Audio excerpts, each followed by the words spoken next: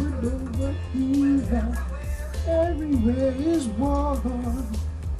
Don't say that yet, Adam. Don't say that. Brother Adam just said, I'm excellent. You ain't seen me yet. Hang on a second. No, you ain't seen me yet. You're not gonna like this, Adam. Some of y'all don't like it. But here we go. Let's get going. The pie is done. I'm on the plantation today. And I want to talk about professionals. Professionality. That's right. I got my shirt off. I got my shirt off. It's too hot. It's too hot. But I got some rules. I ain't got my titties out, so you ain't gonna see my titties. Because women can do this. All right, they can do it. It's hot. It's hot. Boss, he doesn't leave the air on at nighttime, so it's hot in the morning. So I got this fan right here in my face. This is my fan. I'm cooling down. I'm on the plantation. We got to talk about a few things today. I'm not professional. It's not professional to do a video. Somebody told me, said, I need to be more professional, and people watch videos if you got shirts and ties on. So nope. I'm gonna put my shirt on in a minute. I gotta cool down. It's hot. I feel like I'm getting hot in the day. It's getting hot out there. I've been looking at Rockefeller medicine, so I'm gonna talk about that today. I'm gonna talk about scrubs, because they got that song y'all gave me when I was young, no scrubs. I'm a scrub. I'm a scrub, gonna get down like that. I'm gonna put my shirt on as soon as I cool down. I got the air on and the door is cracked. Come on, everybody, come on. It was a rough weekend. I need to talk about it. I cussed my brother out. Need to have that conversation. Oh, I cussed my brother out. Oh, I cussed him out this weekend. I know. I'm changing. I'm going through some changes. I might join Cuss Church. I might join y'all and talk like adults and stop talking like a child on Sesame Street. Had a long talk with my kids this weekend after I cussed my brother out. And I'll tell you why I had to cuss him out. I apologize. I did. I apologize. Because it was wrong. It was wrong, but necessary. Sometimes these things is wrong, but they're necessary. So I'm going to talk about that. And what else we got to talk? I told my kids, I said, I lied to you my whole life. I lied to you. Because, now I'm going to start cussing. No, I don't know. I might not do that one. But, I told them I'd put on some fakeness for them when they were born. I stopped drinking for the most part. Eventually made me vegetarian. I figured I had to be a good father, so I had to do those things. I had to get away from Rockefeller medicine because I used to work for Rockefeller medicine. So anyway, I got to take the hat off. Y'all like the hat? I feel like I'm tired. I got a costume on today. No, I like the hat. I feel like I'm on the plane. I'm not cooling down. I got to put my shirt on. I got to put my shirt on in a minute. I'm not professional. I need to talk about professions. What is a profession? What does it mean to be a professional? Hang on. And no, I did not. I'm going to tell you a man secret real quick. All right, shut up, Bob. I love Bob to death. I got to tell you a man secret because usually, if this was a regular day and it wasn't hot as hell today and the boss leave the air conditioner all night, I'd do some push-ups before I show. That's what we do. I got 3 kids from that. I'm going to tell y'all, men's lies. We lie. That's false advertisement. No, I didn't have time to do that. It's so hot. It's hot in here. I feel like I need to take off all my clothes, but I ain't going to do it because while I agree that women should be allowed to do this, I ain't going to do it. I tell you all the time, say, yeah, women should have their breasts out in public. They should breastfeed and everything because that's their business. It's not my business. But as far as me, oh no, I would be with the women like with the hands like that. That would be me. I don't do no. Everything ain't for everybody, and I keep things to myself, so I will not be showing my titties. Sorry. All right, hang on. Let me get this going so we can start. Gerard, show us your titties. Nope, not gonna show you my titties. You don't get to see them things because most women don't do that anyway. They wear them cuts and shirts. They go out in public half naked. I don't even say nothing about them. They got them little tight pants, them coochie cutters everybody wear out there. I don't wear no testicle cutters. Nope, I don't do it because if I do it, somebody else might do it, and I don't want to see none of that. But I'm all for your freedoms. You can have all the freedoms that you want. Oh, we need to talk about the Forbes magazine picture. Did y'all see the cover of that? Oh, that had me pissed off. Oh, was that Saturday or Sunday? Somebody sent that to me. Y'all ruined my weekend. I was mad as hell this weekend. Oh, I didn't even share it. Hey, let me share this and we'll get started. I'm cooling down. I'm cool. I'm gonna put my shirt on. Hang on. I gotta put my shirt on. Woo, on the plantation. Yeah, I'm out here on the cotton plantation. I'm out here on the cotton plantation with the rest of my white friends and some black friends and trying to tell y'all we some slaves. We've always been some slaves. Well, actually, we're on a plantation. We're not slaves. We're commodities. And we don't want to pick cotton no more. That's really where I'm getting down. We don't want to pick cotton no more. That's why I'm out here on the slave plantation, because y'all raising chattel slaves with that song. I think it was TLC had that song. I don't want no scrub. Scrub is a man that can't get none from me. Cause the passenger side of his car or something trying to holler at me. I had to tell you something. Listen, I used to love that song when I was a kid. I loved that song when I was a child. I loved that song. But I got an answer for you right now. I got an answer for you. May not like it. May not like it. I got to pull the lyrics up. Hang on. That was an indoctrination song, and I'm convinced that the CIA and the acronym agencies all over the music industry, just how they are Hollywood. All right, let me share this. I didn't bring YouTube in yet. It's so hot. Lord have mercy. Ooh, I feel like I just ate a whole bowl of chicken and some watermelon. Anyway, good morning. How y'all doing? It's a hot weekend. Over 90 degrees. No, I'm not air conditioned privileged. I ain't got no kind of air conditioned privilege. The boss shut that off, and I ain't got none at the house neither. Yes, I'm a scrub. I'm a proud scrub, and no, I don't want none from you. Is that what she said in that song? That scrub can't get none from me, so I don't want none from you. When I was a kid, oh yeah, I did. Now I just like, why you got all that clown makeup on? That's a carcinogen. You're not supposed to wear that, baby, because if I can kiss you and hug you, get too close, you're gonna give me skin cancer. That's a carcinogen. You need to throw that stuff away. That's what you probably got. You know what? If somebody looked into you, probably have Rockefeller Cosmetics too. They didn't just crony up the medical industry where you ain't got no real health care. You ain't got nothing health going on, but they cronied up everything. So now I don't want none from you, because and plus if I get some from you, if I can tolerate the perfume that half of these people wear that's toxic and nauseous neurotoxins that they wear out in public, I can smell you 8 cars behind you in traffic, I'd have lung cancer. I'd be dead by now if I was with you. And then if I got some from you, if I actually got some and I wasn't a scrub saying, no, I don't need to be a professional, because I was a professional. I left that because I realized we wasn't professing nothing. We were just working for 0.01%, 0.001%. So I'm explaining that in a minute. But nah, because then y'all mess up. I might mess up. I might slip. I might mess up, and then you have a baby or something. Nah, and I'm not raising no slaves. Nope, because then you had that conversation half of y'all having right now. Are we going to get the vaccination for the baby? Nah, I'm not raising child slaves. I done lucked up. And I had mine by somebody who understood. Somebody who understood that we all slaves on the plantation. She did not want to raise no chattel slaves. So I don't want none from you. I'll be a scrub. I'll be a scrub all damn day. I'm turning on the system. I'm fighting the power in every way I can. I'm raging against the machine. I ain't gonna raise no little cogs to join the machine. That's chattel slavery. That's how you break men is through the women. All right, done. Am I finished? I'm not finished. I'm calm now. Whew, it's cool now. No, I wasn't gonna show you my titties. Show us your titties. Nope, not gonna show you. You don't get used. If you catch me on the beach, you might see something. You catch me somewhere out there. You catch me working in the yard. Not on here. I'm not professional. Not trying to be. I ain't gonna wear no tie and shirt. I left that world. That's the criminal world. I got a different take on what professing is, what a professional is, what success is in a world that's modeled by a 0.001% that requires everything you do, enslaves you and your children and the next generation, and hurts and kills other people. You don't want to be successful in this society, not popular success. Like, I think you got real success and you got popular success. Popular success, you don't want none of that. That's all sellout. All sellout. It's all sellout. It's all sellout. And we are also sellouts, every last one of us. Good morning, everybody. Woo, boy, I tell you what. Let me share this out. I just ran my mouth for 5 minutes. I'm cool now. Whew, it's hot. It was like 90 degrees over here. 90 degrees. Where the heck's that channel? Uh-oh. No, there it goes right there. All right, share right there. Did I share on my page? Yeah, I think I shared it on my page. Let me share it right here. And let me find YouTube. Let me turn this music off and find the right music so we can have a discussion. I tell you what, my weekend was started off being really pissed off because I saw that Forbes magazine.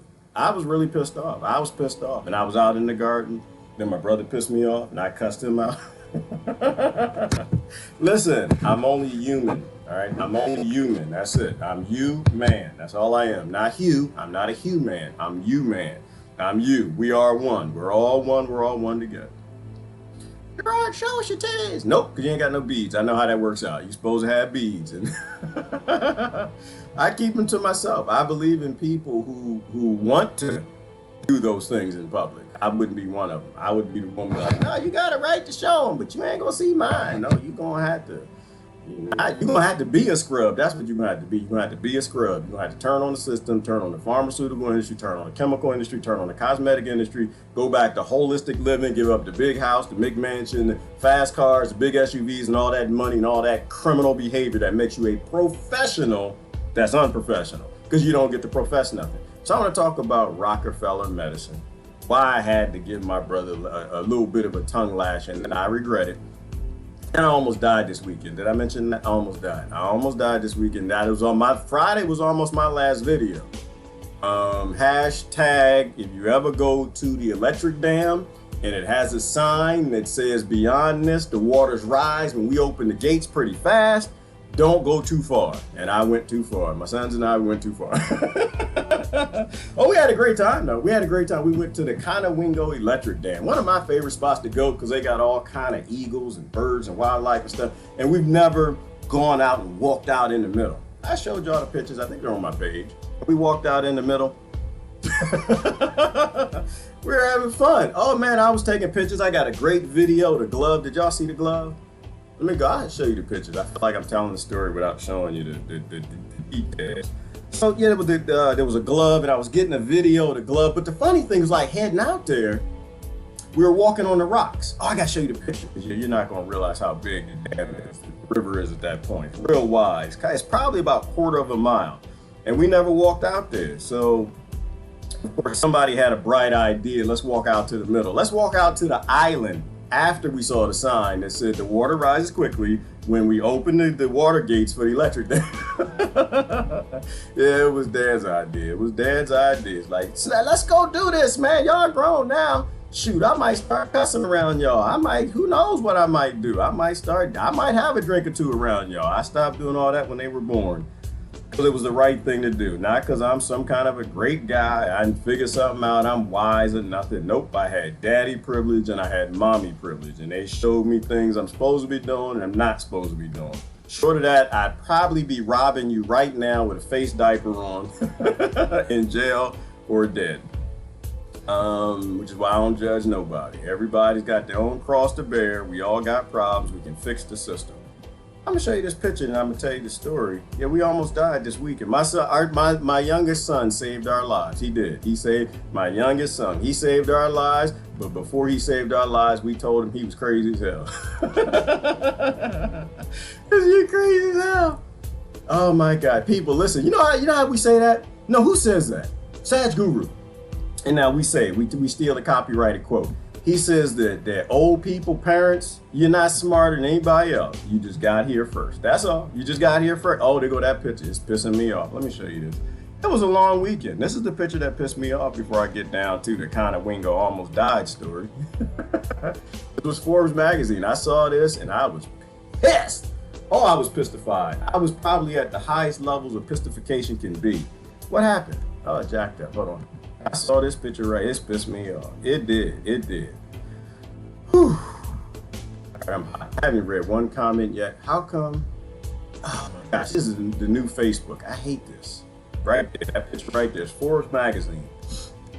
Oh, that sent me down the wrong way this weekend. It was the wrong day. It sent me down the wrong way. And that's part of why my brother got it. He didn't really deserve it. He didn't deserve to be cussed out by me at all. At all. Nobody deserves to be cussed out. I apologize to him within a few minutes of doing it. I do apologize. But it was necessary. It was necessary. This is a bad idea, people. It's a bad idea. This is one that you do want to ask your doctor on. I'm not for Rockefeller medicine at all. I'm for doctors. I'm for doctors who are healers. I am for healing. I am for Dr. Sebi. I am for Dr. BUTTAR. I'm for doctors turning on Rockefeller medicine. I'm for them. And it's not even that Rockefeller medicine at its core philosophies are bad, and we can talk about the details of that. Using some science where there was none in holistic medicine is a good idea. But that's not what they were doing. They used that to create a crony-based up system for this. And I'm gonna leave this because I want to say something about it, where I'm at on my timeline, but this is what pissed me off. Because they made it look posh. Forbes magazine. They made it look kind. and gentle. They made it look pretty. Look in the background, how the picture is softened. I'll make it bigger so you can see it. This pissed me off. It did, right? You want to ask your pediatrician about this one, right? There's some children who have conditions and they need every piece of oxygen they can get in their nose. Their body needs every piece of oxygen. They're fighting off things. You definitely want to ask your pediatrician on this one. You don't want to ask Fauci, Bill Gates, Rockefeller medicine, and none of them. You want to ask somebody who's got direct accountability for your child. Somebody you can sue the hell out of, all right? And then you probably need to think for yourself. You need to think about it. But what pissed me off and made me sick about this picture is how they made it look sexy. Right? They made it look sexy. They faded the whites. You can see in the photography that they made it, you know, they faded the back and clear in the front. I don't see nothing but evil.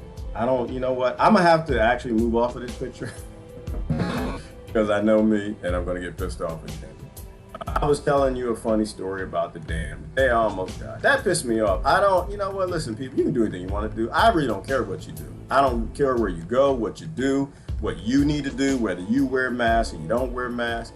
My problem is child abuse. My problem is ignorance. My problem is they always go too far. They always go too far, and they're going too far. I'm gonna tell the funny story because oh look, here you go, here you go. I can turn around in a minute. I gotta turn around in a minute because I'm gonna get upset, and I don't like being upset. Who's that? Mr. T said you wouldn't like me if I was upset. There you go, right here. See, I was down, I was filming this. You saw this, and I was filming it. Hang on. Oh, where's the music at? I put some music to it. Like I was trying to troll the maskers. That's some sad music. Because we saw that out there in the middle of the dam. The glove, the plastic Rockefeller oil glove was floating. The one that Rockefeller medicine got you to wear and put on because they care about your health. So the funny thing about that is while I was filming that, my son was talking in the background, my youngest son, and I wasn't even listening to him. I wasn't listening. And my older son, my middle son, he wasn't listening either. He was like, the water's rising, y'all. He's like, I think the water's going over the rocks. I think because we were in the middle of the dam and they opened the locks and the water was going up. I didn't even hear it. I was busy making a video trying to troll the maskers. I almost died. And I tuned them out. I used to be married, so I know how to tune out important things. Like when you're married, you learn that skill. You learn how to tune out things that are important, that might actually save your life. Because you already think you know what the person's going to say because you know them your whole life. How that saying goes, a prophet's never sent to, while I was in the car, but I was putting music to it. I was listening in the back of this video before I took the music out. My young son is explaining to my older son, who should know damn better because he's in college, and I should know damn better because, damn it, I'm 29. He said, is the water getting faster? And I didn't hear him. My other son was arguing with him. Like, no, why ain't getting faster, man? Let me show you a picture. This is where are we at? We had the damn. Oh yeah, the snake he almost murdered me too. That happened this weekend. I need to know from y'all if that's a poisonous snake. Here's the sign. So here's how did the story go. I gotta tell you the story the right way. So we were walking down at the dam, because I've been taking them there since they were babies. We like to go look at the birds and the water and stuff. This is when I was escaping being a professional, deciding that I need to get out of the professional industry, that this ain't about being professional. This is about being a sellout for the 0.001%. But anyway, we saw this sign. I was walking down there and it said, water rises rapidly when discharged from Conowingo Dam. Current can be very swift and dangerous. You might die. Don't go no further. So, hey, dummy, if you can't run, this is where you don't want to need to be going to. This is where you stop and you do something wise. And you check the tide schedule. You check when they open the dam and let the water out. And guess what we did? We decided to not check the tide. We all had smartphones. We decided, nope, we ain't gonna be smart. We gonna be dumb. Let's have an adventure. And so I took my boys and we went down the trail. We got down to the water. And we walked along the water. The funny thing is we got to the rocks, and this ain't the picture of the rocks, but we got to the rocks, if you can imagine rocks on the beach, and we were hearing this noise. It was like, man, it was weird. And I was trying to figure out what the hell is that noise, right? And my middle son, of course, you know, because we're the geniuses in the bunch. We're older. We must be wise and smart and all that stuff. We keep it under the rocks, the pebbles on the beach. What the hell is that? And we stopped, listened. Said, Miles, come on, man, what the hell is this? We were thinking about it. We started moving rocks and stuff like, oh, you know, I saw a bug, an insect. And I was like, yeah, maybe it's the insects. Maybe it's some shrimp or something. They're moving under the thing or something. Or maybe, you know, the water's going down. Maybe the water's going down and the soil is settling and the rocks are settling and you're kind of hearing that sound. We ain't never done this before. It was like, oh, okay, the water's going down. We never stopped to think maybe the water's going up. Nobody just, and then we just kept walking. And then I looked out there. Did I show you? I think I got a picture out there. And then I looked out in the distance. And I saw an island. It was out in the middle of the water. Because it was low, right? It was low, so you could walk out in the middle. And I'll show you how big it was. I mean, we didn't go out all the way, you know, but we wanted adventure. Here you go, right here. We went out far enough. Here you go, right there. If you have never been to Conowingo Dam, there you go. That's what it looked like at low tide. Low tide, when the gates is closed, it creating this stuff called electricity, which also goes back to the Rockefellers and Standard Oil, which is funny how all of this kind of comes back together. So we started walking out there, taking pictures and stuff and having fun. You know how you jump from rock to rock and you walk out and we were like hopping from rock to rock. Having a good old time. And my son, my youngest one, said, yeah, you know, I think the water's getting faster and the water's rising. I just tuned him out. You don't know what you're talking about. You ain't old enough to know what you're talking about. Didn't even hear him. And then something occurred to me. Why is it that it's getting louder? Why is things loud? And so then I tuned in to the conversation that they were having. And I was like, you know, he's like, the water's coming up. And my first response was like, nah, water ain't going. Why is it getting louder? I kind of feel like what is it, the noise, ambience level, I feel like that's moving up. I looked down and I was like, yeah, well, you know what? The water looks like it is kind of moving kind of fast. I'm not even sure. And then I turned around and the rocks that I hopped on to get out there, they was all gone. They was all gone, which is a good thing that my kids are grown, because I was like, every Negro for himself. And I just started running. The water was coming in, the water was rising. I used to go out there, and when they opened the locks for the hydro dam, they have like flashing lights and sirens and stuff to let people downstream know. Let us know. So that was the one way I almost died. We got it. We went to shore and we found the trail. We even go back to the old trail because the path we came to get down to the beach, it was all underwater. And this is serious. Like, if you ever been to Conowingo Dam, when they open this water, yeah, you in trouble. You in trouble. I decided that I didn't want to be out on the rock in the middle and a helicopter come get me on ABC or something. That would be the end. I'd never show my face in public again. Come a helicopter, come rescue me and my 3 grown sons from a rock in the middle of the water. And today on the news, dummy takes children out to the middle of the middle of Conowingo Dam and got trapped on a log. So now we got to spend your tax dollars, Miller's dollars, to go out there and get this dummy off this damn rock. Yeah, that wasn't gonna work. And then the snake almost killed me. I had a great weekend. Whew, that was the good stuff. That was the good stuff outside the bad stuff. And somebody tell me, is this poisonous? Is this poisonous? Because every time I see a snake and I get scared, I'm like, ah, snake! You know, and I take a picture, I post it, and they're like, dummy, that's a gardener snake.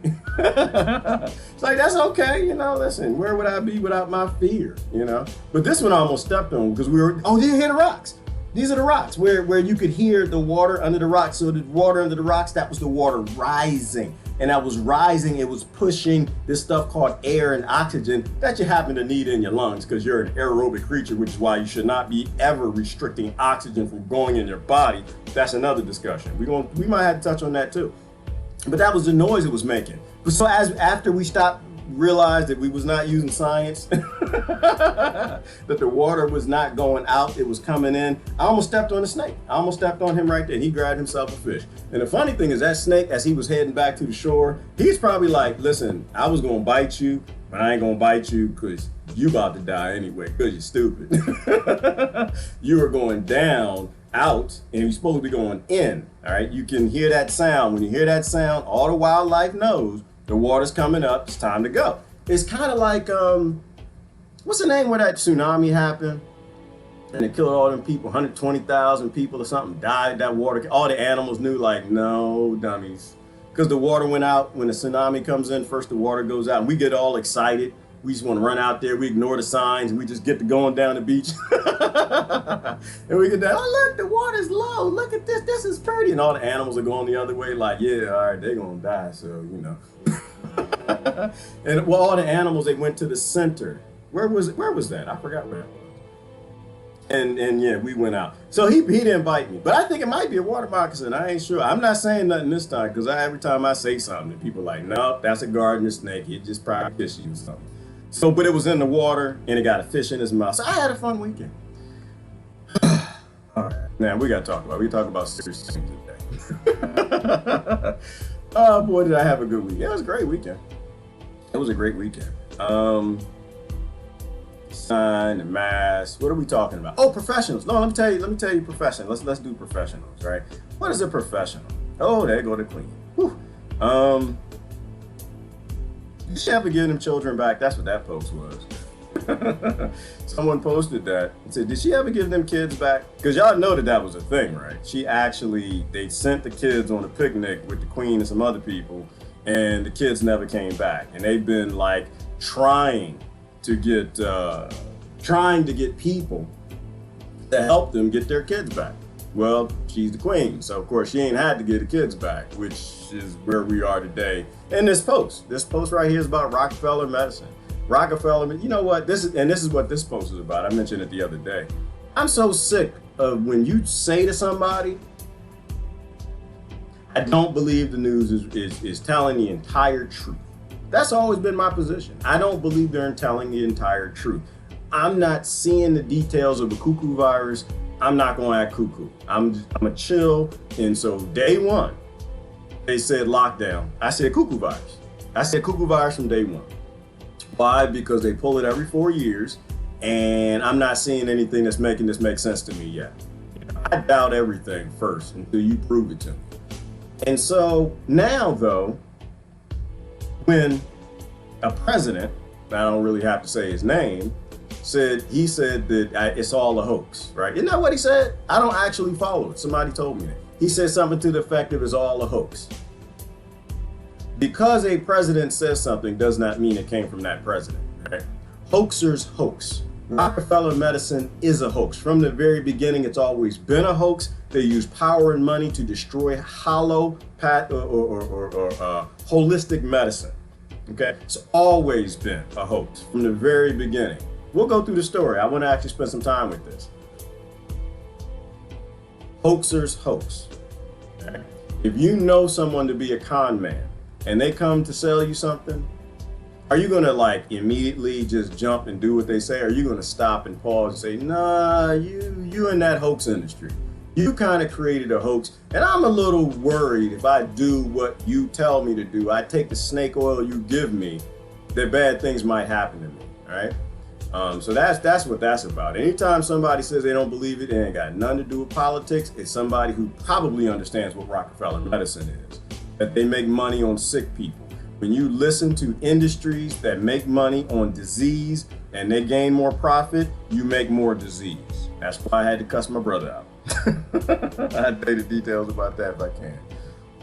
Yeah, remain calm, fix the world in your own mirror, hippie love, blah, blah, blah, blah, blah, blah, blah. That was important. I want to get down to the professional. How come it's not showing the whole thing? I need to show the whole thing. Because we need to talk about what a professional is. What is a professional to you? Let's do this. Let me make it good. Like I was told to ask my doctor. Right? That's how I was indoctrinated. Ask my doctor. You can't shut up on the commercials. Ask your doctor, ask your doctor, ask your doctor. So what did I do? I went out and I found the most successful doctor doing the thing that I need doctors to do. And what that thing was healing people.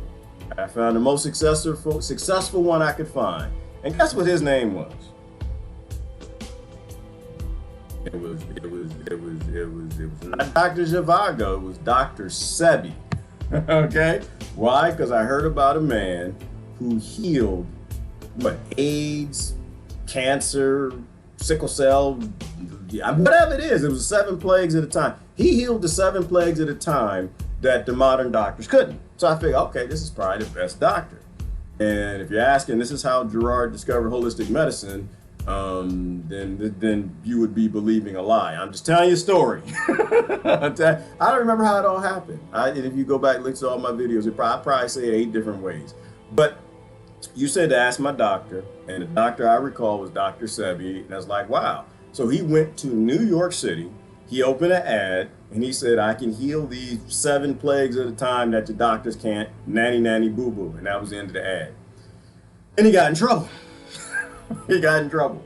He got in trouble because he was, according to Rockefeller medicine, because they bought the laws, he was practicing medicine without a license. I told that story before. You know, Dr. Sebi's story, look him up. His lectures are all over the internet. Just take a chill pill when you watch him, because he's speaking from a certain narrative. He's speaking from a Black experience, and you just got to go with that. Listen to what he says. What he says is, for the most part, true. I agree with probably 80% of what he says about being healthy.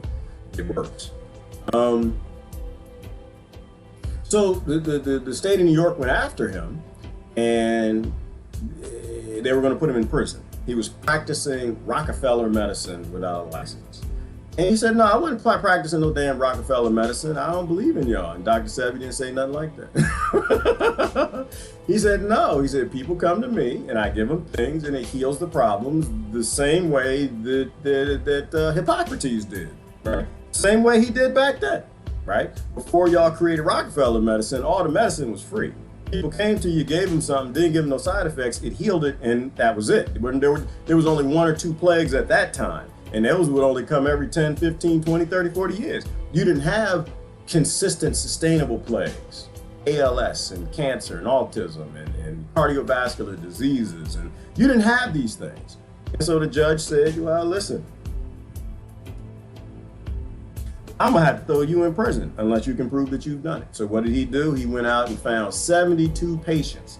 And you know what the funny thing is? Dr. BUTTAR actually has this story. If y'all heard his lash, we might listen to that. He has a similar story.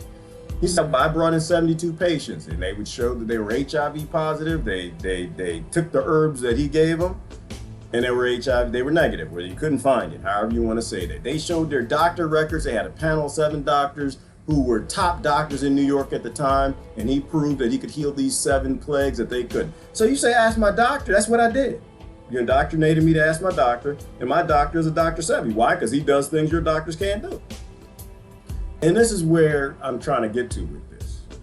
My interest for a doctor is to heal my body. If I get sick and I don't know what to do and I can't look it up and I have no idea what to take, I want to go to somebody who says, look, here are your options. This is how you heal. I'm not against Rockefeller medicine in the way that it uses science. I'm against it in the way that it uses force and control and power, and it criminalized natural medicine, right? Because they're all just tools in a toolbox, right? Rockefeller medicine will save your life if you know when and how to apply it.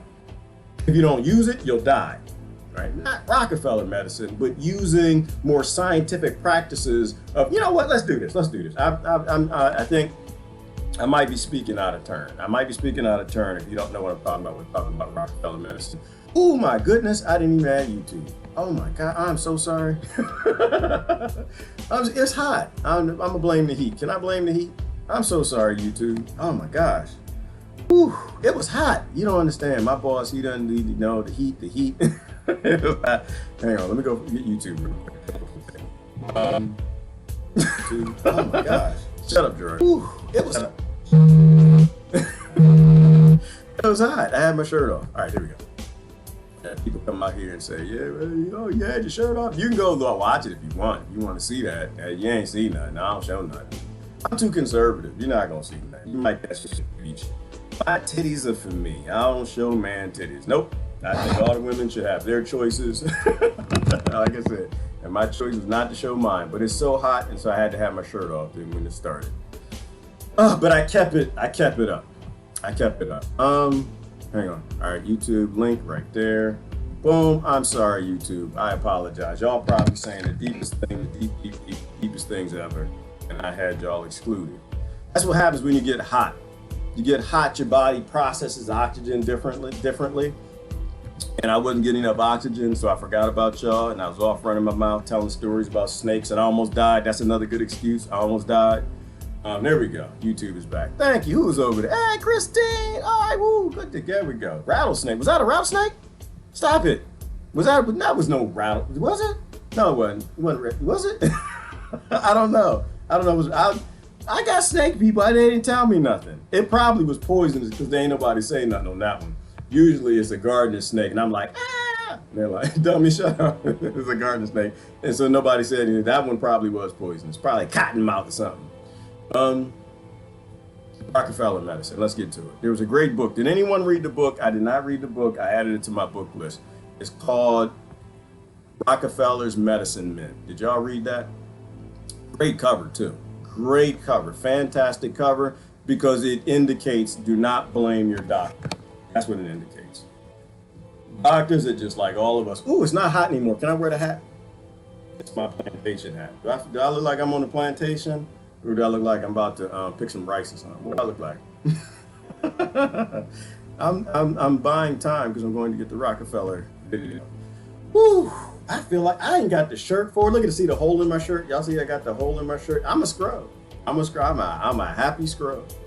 Because I don't think anybody's professional. I don't think you have professionals anymore. When you got an AMA and medicine boards and you got people telling doctors what to do, they're not professionals. When you got teachers and they can't even make their own lesson plans, those aren't professionals. Those are slaves. Those are slaves. When you have centrally mannered and you censor their thoughts and what they can do and you won't let them teach unless you control how they teach, you won't let them give people medicine unless you control how they do that, that's not professing. You're not a professional.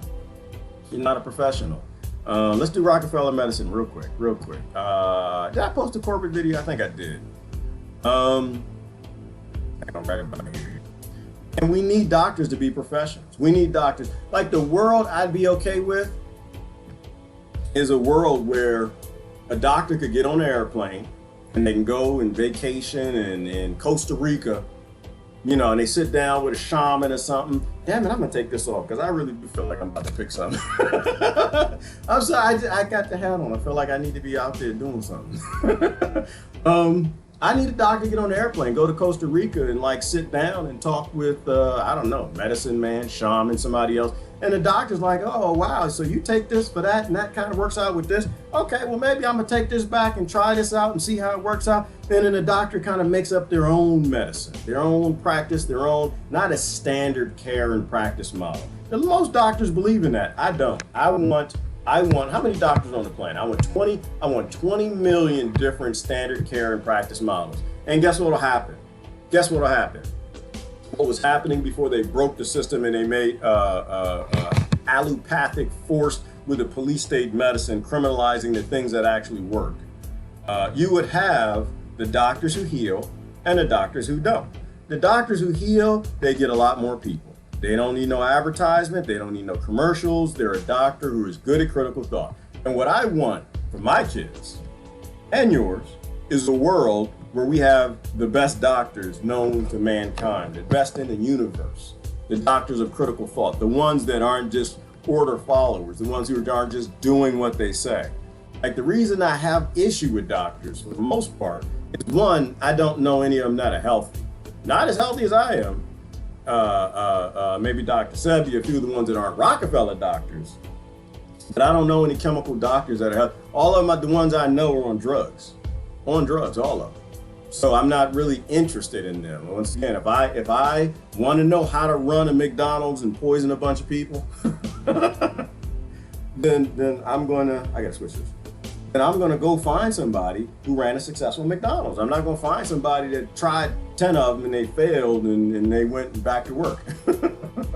Right? If I want to talk to somebody about health and someone to heal me, I'm gonna go to a professional, someone who does it in their own life. Rockefeller doctors don't do that. Well, we don't let them do that. Let's say that the right way. But the book is called Medicine. I didn't read it, but I added it to the book list. And he's gonna go through some of the history of it, right? It has a great cover. Medicine and Capitalism in America. Oh, that's right, folks. The American healthcare system really does go back to the Rockefeller family.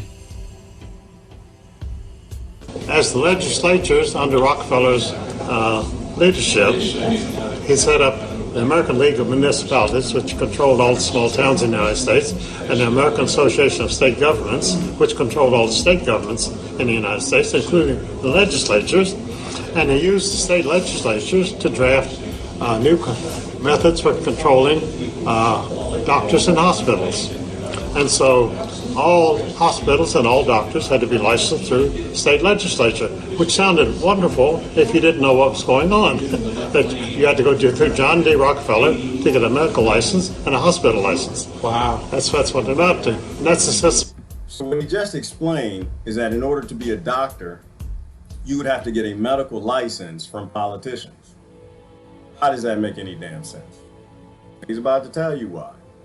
So you basically took out the profession of being a professional, right? If you are a professional, you profess. You do critical thought, you profess things. You figure things out, you solve problems, you try this, you try that doesn't work. You go to this lab, you do this, you try this, you travel to go to doctor's conference, meet a bunch of other doctors in another part of the planet, got different kind of drugs and herbs and minerals and things, then you come back and the best doctors will bubble to the top, like the best schools before you broke schools with the Department of Education. They removed the professing part, right? They criminalized doctors from being able to heal you, right? They criminalized everything but their path, which was petroleum medicine. We talked about this a little earlier. It took the professional out of being a professional. And this is my point. This is why I'm not a professional and I don't profess anything. I'm not a professional because I used to be what I thought was a professional in corporate America. Turns out that I wasn't even a professional then. I wasn't allowed to profess. I wasn't allowed to tell you the things that I wanted to. I signed NDAs. I'm constricted to certain contracts. I can't say certain things, and that's not what a professional does. A professional can profess. And what these men did, because they had enough power and money, is they took the professing out of these professional and they made medicine men. And that's the title of that book. They made medicine men. They made slaves. They made clones of each other. They criminalized the very thought of even telling you something that's different from a standard care and practice model. They took the professionality out of healers to make medicine men and women. That's what we have today. And today we've become the sickest nation in the world and the most expensive medical care in the world, except you never get well. Which seems to work out for everybody except the patients. Works good for the doctors, doesn't it? Good for the doctors. It's good Drug companies. Oh, yeah. So everybody's happy except the poor patients. And whenever you go to a doctor today and he prescribes a medicine for you, he says, you're going to have to take this medication for the rest of your life because it's against AMA principles to ever cure anybody. They've actually brought doctors up on charges of curing people. It's against AMA principles to cure anybody, that they brought doctors up on charges for actually curing people. And this is Dr. BUTTAR's story as well. This is kind of Dr. Sebi's story as well. They have a model of banning curing you. Please tell me now why you have so many people skeptical of cuckoo virus. Please tell me now why there are so many people skeptical of wearing masks that restrict oxygen.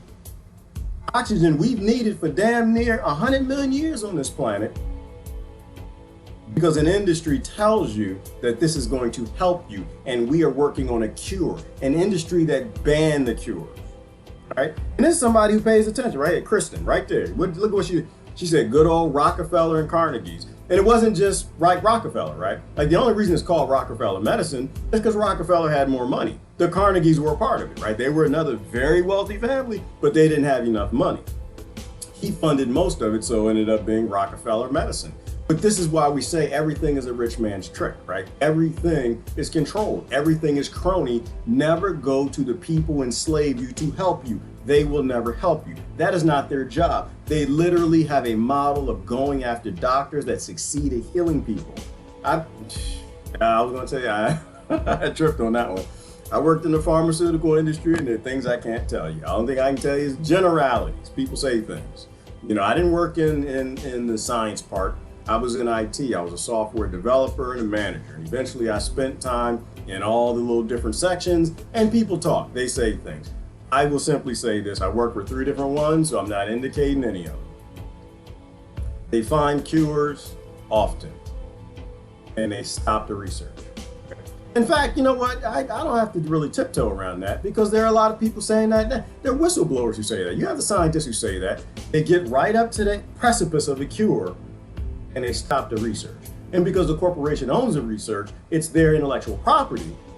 They can't quit and go continue the research elsewhere. They did it, but it's all under this Rockefeller model, Rockefeller medicine, where no cures are allowed. This is why we think you're crazy when you think that these people are trying to help you, that they're trying to cure you. It is literally against their model. That's why I cussed my brother out. Love him to death, but I had to cuss him. He was the one who he bought my first BDP album. Y'all know who BDP is? He bought my album. I tell stories, y'all. This is what I do. I had my boom box. He bought me my BDP album. I think he bought me Public Enemy and Fear of a Black Planet. These were all singers back then. He was the one who sent me down the path of fighting the power. Right? Down that path, the good thing is I had a whole bunch of white friends. And that led me to Rage Against the Machine too. And syncing the two together and realizing that there are powerful people who control everything on this planet, and they always want people to fight amongst themselves. I'm not gonna go through the details. I'm not gonna tell you. I don't think that's necessary. I don't think it's pertinent. I can see where this is going. And a lot of other people can see where this is going as well. You walking around with the thing over your face is basically guaranteeing that you will not get cured. It's guaranteeing that they will sell a product to government to force everybody to take it, and it's not going to cure you. A chemical synthetic product based in tissues that are not even from a human being, or a DNA version of that type of not curing for-profit medicine. I'm highly concerned about people who trust systems like that. I'm highly concerned about people who trust models like that. And when it comes to my mother, I do get a little emotion. That's mama. That's mama. I don't play with my mama. I've cussed out a few members of my family. And I don't cuss because we don't want to be complicit in making other people sick and killing people. If you've gone to enough funerals, then you should be a skeptic on everything. You can almost tell whose funeral you'll be at next by just living in a family and watching the behavior and the food that people eat. It actually is that bad now. It actually is that bad. If you follow like Dr. Oz or Dr. Greger or Dr. Sebi or Dr. Campbell, if you follow any of them who are going back to the holistic type of taking care of people, Dr. BUTTAR, who uses Rockefeller medicine and regular medicine, and that actually got him in trouble with the whole cancer society. We'll talk about that too if you want to. It's not a game. It's not a game. It's not a game. When it comes to a person's life or death, you need to tread very carefully, especially with my mother. Tread very carefully. Don't say things that you don't know. Don't make up things because you saw it on TV and a for-profit criminal industry told you that they want to cure you and this is what science is. Don't let it come out your mouth till you research it. I'm not saying distrust them. I'm saying that you need to do your own research. When you put other people's lives at risk, you're supposed to kind of tweak the passions and emotions a little bit. Like I said, I apologize, but it was necessary. It was necessary. Because people need to know you're serious when you're serious. I'm not joining Cuss Church though. I ain't gonna do it. They send me membership coupons all the time. And I'm not joining Tony Smith Cuss Church. I enjoy Cuss Church, but I ain't gonna join. It's not me. It's not me. It's not me. It's if you see me cussing at somebody, it's because something really, really wrong is happening. And it's really, really wrong when you have highly educated people capable of getting degrees in critical thought, following behind industries and models where you know people in those industries aren't professionals and they're not allowed to profess. That's not an industry. It's a slave plantation where you create medicine men who will do whatever that corporation requires, which all of it is for profit. So let E.C. Mullins. And they've drummed some of them out of the AMA for that very reason, because you're curing people. Because this might be the right thing to do, but from a business standpoint, it's better to keep them sick and keep them buying the medicine, which they buy from Rockefeller drug companies, and go to the Rockefeller hospitals, and everybody's happy. And now they have the scam where if you can't afford it, the government's going to buy the drugs from the Rockefellers and give it to you, right? Well, that's why they had the Medicare system, because they developed Medicare. You know, I point out in my book, Murder by Injection, that for many years the AMA spent millions of dollars in Congress to fight Medicare because it was called government medicine, and they didn't want, the doctors were very independent, and they didn't want the government to control their business. Well, they wound up. Central controlled systems. Can y'all hear that well? I'll post a link and you can watch the whole thing. It's in my mic, or my headphone, it's a little blurry. Can y'all hear what he's saying? I'm probably on a buffer because I'm talking about the for-profit criminal industry that's got everybody in face diapers, so I'm going to probably take a minute to respond. But he's going through the history, right, of how this happened and why it happens, right? So Standard Oil discovered petroleum. John D. Rockefeller created snake oil. Well, first of all, he used cronyism to make Standard Oil the biggest oil company in the world. And so the next industry was the pharmaceutical industry, which really wasn't even an industry. Sounds good? Okay, thanks, Robert. And so he used the same crony methods that he did in that town. I'll go through the details if you want, but we did that in an old video and I can post a link, you can watch it. How he beat out every oil company and kerosene company and created the biggest oil company in the world. So he was moving to the next industry. He took that power and money, and the Carnegies didn't have enough, and he created an industry where there was no problem, right? There was no plagues at that time. There were no real problems. People were using natural medicine. They didn't have side effects. They had a problem, they went to a doctor, they got healed, and that was it. The doctor was poor, probably had, one doctor every few towns. Now you got, under Rockefeller medicine, you got entire medical complexes of a town. The town feeds off of a hospital. You put a hospital down in the town, that becomes a central point of focus, right? So he's dominating and cronying up through the Rockefeller Foundation everything, which is why I took the video of that plastic oil glove flapping in the water, right? So the problem is, you're sick, you don't have an immune system. Why? You're a forced labor slave. You got a job you don't like. You're stressed all the time, so your immune system isn't creating white blood cells. So you're stressed, you get more illnesses. So you go to your doctor, Rockefeller medicine, and you buy Rockefeller medicine from Rockefeller dollars from the Rockefeller industry. And now they're telling you that you got to wear Rockefeller mask and Rockefeller gloves to go outside. And you got to wear those until you buy more Rockefeller medicine, which is going to cure you, which never cures you. Full spectrum dominance. Full spectrum dominance.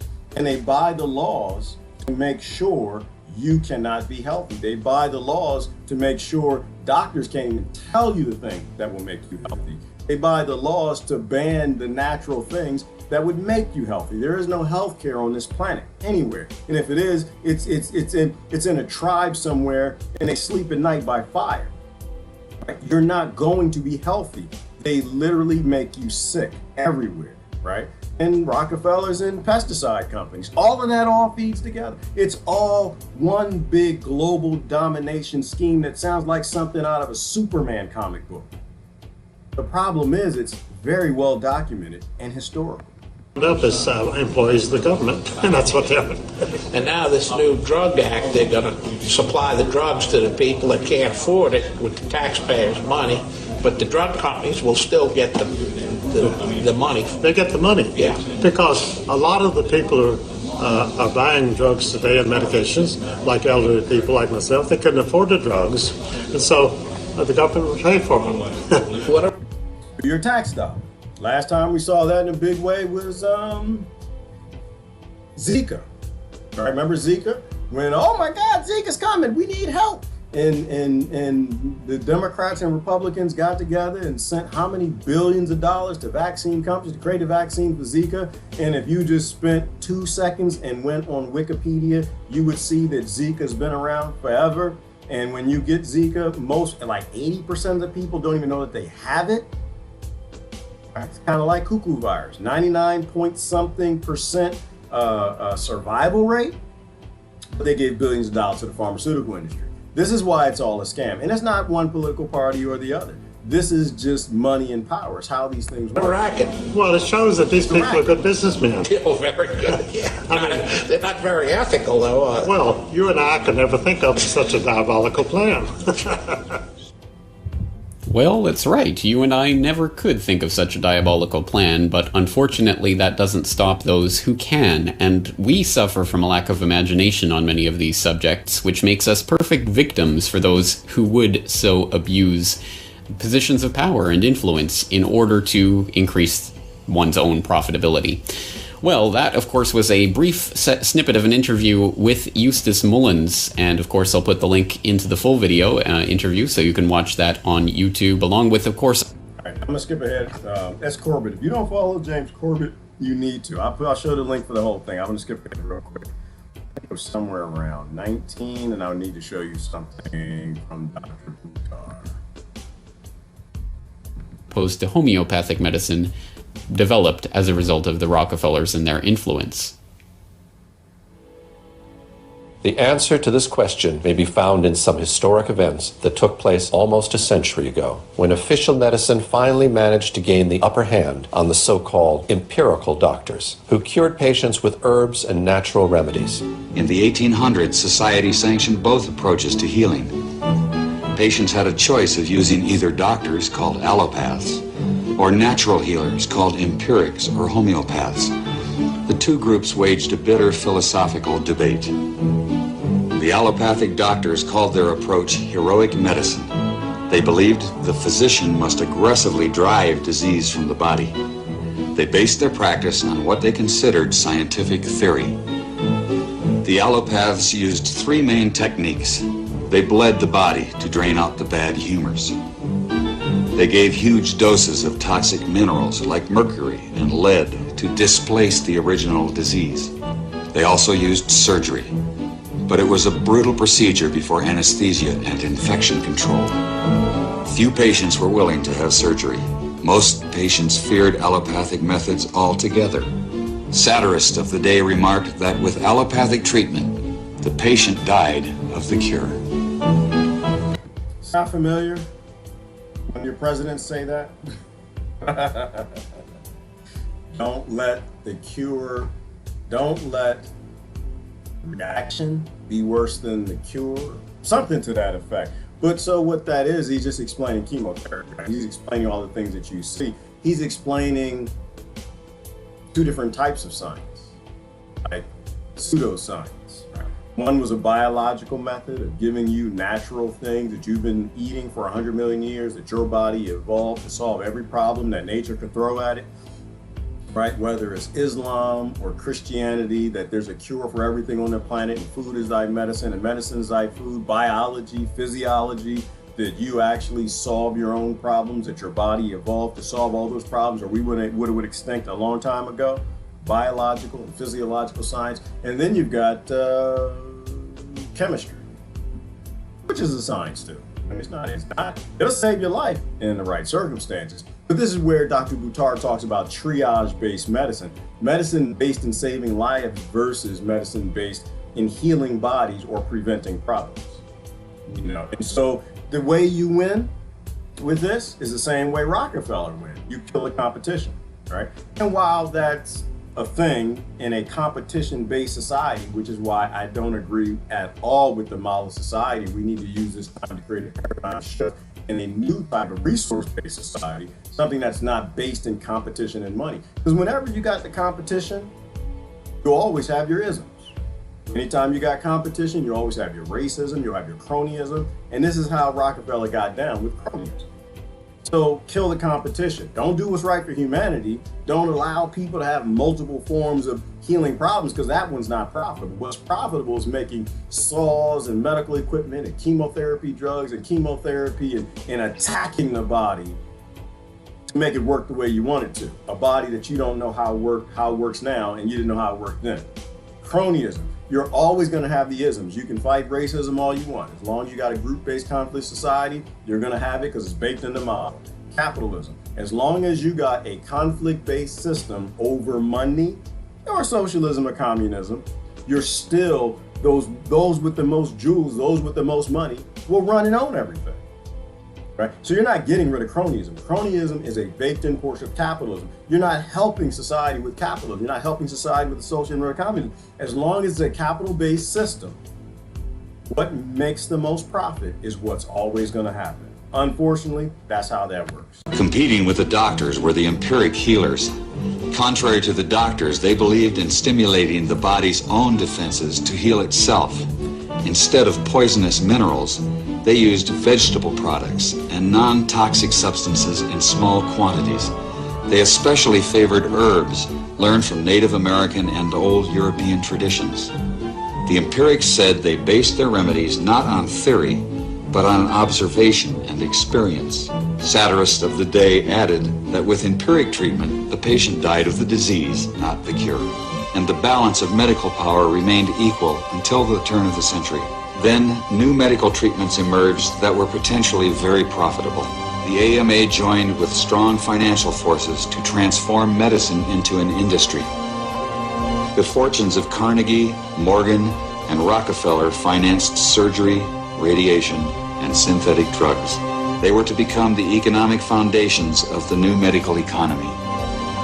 The takeover of the medical industry was accomplished by the takeover of the medical schools. Well, the people that we're talking about, Rockefeller and Carnegie in particular, came to the picture and said, we will put up money.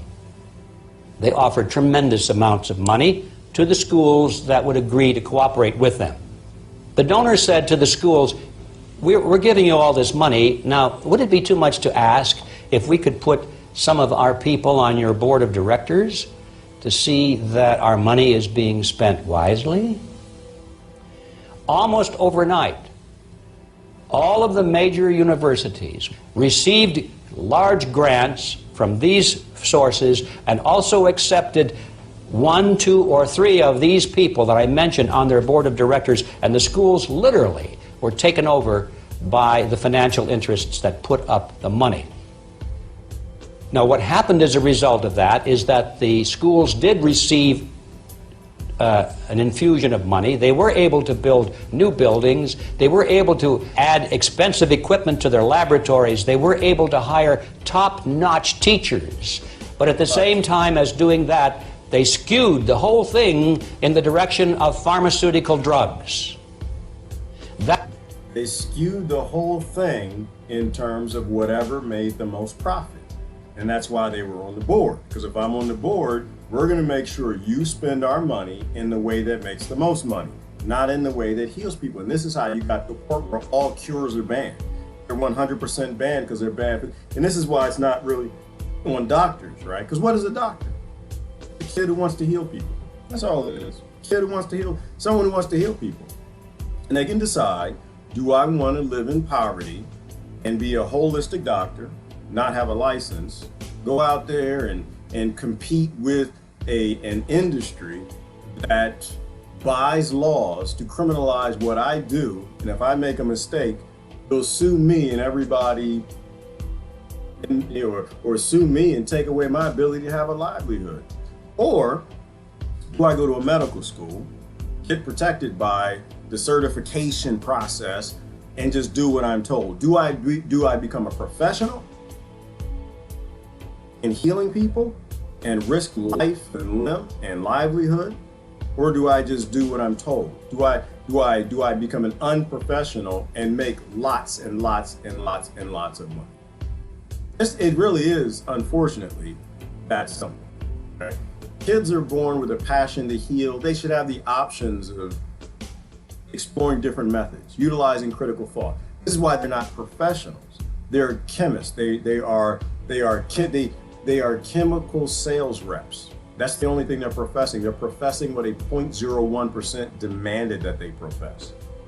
But they need to be free. They need to be free to go out and use the passion for healing and find different ways of helping people, whether that be with pharmaceutical drugs, whether it be with procedures, or whether it be natural. That was the efficiency in philanthropy. The doctors from that point forward in history would be taught pharmaceutical drugs. All of the great teaching institutions in America were captured by the pharmaceutical interests in this fashion. And it's amazing how little money it really took to do it. Surgery became viable with anesthesia and infection control, and doctors advocated expensive, radical operations. These in turn produced the need for a large, lucrative hospital system. Radium fever swept medicine. The price of radium rose 1,000% almost overnight. Another costly technological industry entered the hospital system. A drug industry grew out of the booming patent medicine business. The doctors changed educational standards and licensing regulations to exclude the empirics. Soon, only AMA-approved doctors could legally practice medicine. In a brief 20 years, the AMA came to dominate medical practice. Organized Medicine launched a media campaign to associate the empirics with quacks. The code word for competition was quackery. So now the average doctor goes through school, he gets a great education, he has to be really smart to get through it, he learns all about drugs, he doesn't know too much about basic nutrition. I found that the average wife of these physicians knows more about nutrition than he does, but they sure know their drugs. And if you go to your typical doctor today, I don't care what it is, chances are you're going to walk out of there with a prescription.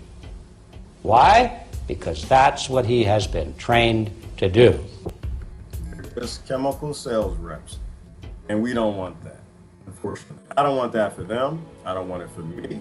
I certainly don't want it for the next generation. But it's interesting in how we went so quickly from holistic medicine, holistic doctors, leaning towards trusting them, to actually trusting the industry and what they tell politicians that appear on our television. It seemed like it happened almost overnight. It seems like if I go back about 4 months ago, it's about 4 months, people were posting all about all the things that the holistic doctors were doing. Oh, they were going for them. The holistic doctors were being killed. They were healing and solving all these problems. And then the television told you that an industry that bans cures is now trying to save you. And everybody believed it. It blows my mind. It blows my mind. One of the things I love is Mark Twain had a great quote. He had a great quote. I believe he said, it's easier to propaganda act a man than to convince them they've been propaganda acted. You ever heard Mark Twain say that quote? I had to make a meme for it. Yeah, it is. It's easier to lie to people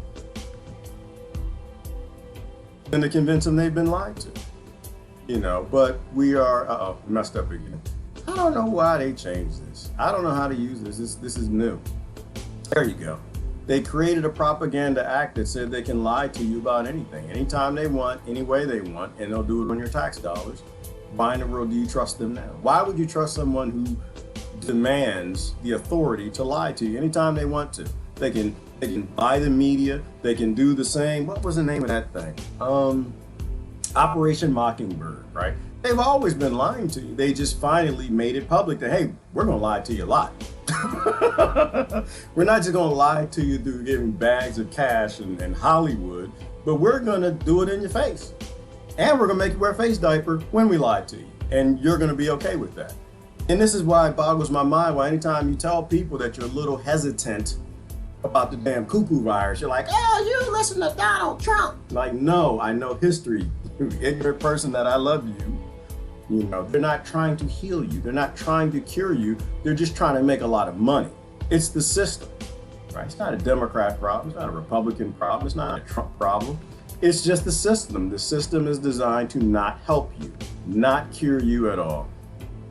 What was I on? I had to show you something. The system, it puts healers. The system puts healers and cure providers on TV. Makes no sense. The system doesn't put healers and cure providers on television. It puts them in coffins. Okay? That's what it's always done. I can show you Dr. Ricard and then we get out of here. I'm all for the restart. I'm all for the restart. I'm all for the restart. And here's my restart policy. Here's my restart. This is what I think we need to do. I think we need to restart now. Everything.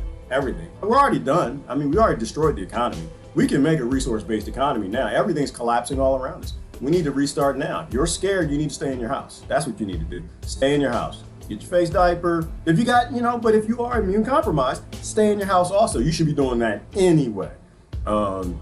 Save anybody left. This was a privileged shutdown. This is a shutdown done by people who have privileges that the poor don't have. The impoverished, they're shaking in their boots. They're robbing grocery stores, and soon they're gonna be robbing you. If you wanna keep playing this game, you better learn to shoot.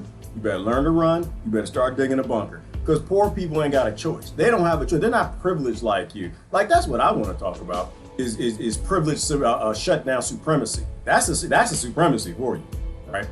Save who we can. Save any of the poor folk now that aren't gone. They say we lost 1 million people in a shutdown in America alone. How about we don't let another 1 million people die as they're shutting down again? You shut down privilege, fragilitist, is that a word? Shut down fragility. No, you want to say grandma. They've never saved grandma. They don't like to say, but science. It's like, you don't understand, that's Rockefeller medicine. That's not science. That's literally selling chemicals to people that's created all the apocalyptic plagues of our time before they change it from allopathic medicine. This is why history helps people. And just be vigilant. Be vigilant. This is the part where we need to tread with some caution. I'm 100% on if this is a hoax now. I wasn't there, I'm there now. This is all a hoax, all of it. And you're murdering people, and it needs to stop, and it needs to stop now. We need to stop playing this game. You don't need to create any more laws putting people in face diapers, and any of the governors doing that, you all need to throw them the hell out of office. It's time to stop playing this game. People are dying. They're dying. But it's a time to be vigilant because we just, our ignorant government that doesn't seem to have half of a clue just showed every enemy on this planet how to hurt us. They basically shown everybody that Americans don't have any kind of an immune system because they eat Twinkies and bagels for breakfast and burgers and biscuits for dinner. They have no ability to fight off a bioweapon. That's why we need to be vigilant. That's where I'm hesitant because I feel like we're all being played. That's what I feel like. I feel like there was a longer game strategy that's being played out. One is you create two sides that are opposing each other, and when one side is overconfident, you flip the script and you release a real bioweapon. That's where we need to be vigilant. But no, I'm not for any sort of a delayed restart. People are dying. There is something wrong with you, or if you were still high. If you're too scared to go outside, then go outside. That's your right. You got a right to stay at home. You got a right to stay at home. I agree with that. I'm fine with that. But you also need to think about what hyperinflation is. You need to think about what it's going to be like in your country when bread is $20 a loaf. We've already, but it might be too late now. The bankers don't care nothing about you. They don't care nothing about your country. They don't care nothing about your political party. But the election, you may not see the election. Can you feel it? Is it just me? I feel poor people. Does anybody else feel that? I got impasse around here. Do y'all feel that? I feel like they're quaking. I feel like they're like, you know what? Yeah, I'm running out of beans. I'm running out of rice. I haven't worked in this long. Unemployment has always had a direct relationship to crime. Government has always created crime waves, from the war on drugs to all the other things. Every time they write a law, they create criminals. They are creating the largest crime wave that's coming that we have ever seen in the world. Do you really want to play this game? Do you? You need to ask yourself, do you think you're going to see the election? I'm not feeling it. I personally, I could be wrong. Hopefully somebody throws this video right back in my face on November, when is it, 15th, 20th, 17th? I don't know. I don't care. It's insignificant. It doesn't matter to you. It's insignificant to everything important on the planet. You may not make the election. Do you think these people can go another 3 months? You think these people can go another 3 months? Or you think that we need to stop government in its tracks right now and start looking out for people? Started creating, like I was trying to educate my brother on a resource-based economy. He had no idea what it was. I should read his text to you. I sent him Peter Joseph. And I think he said something like, who is this conservative Disneyland video thing?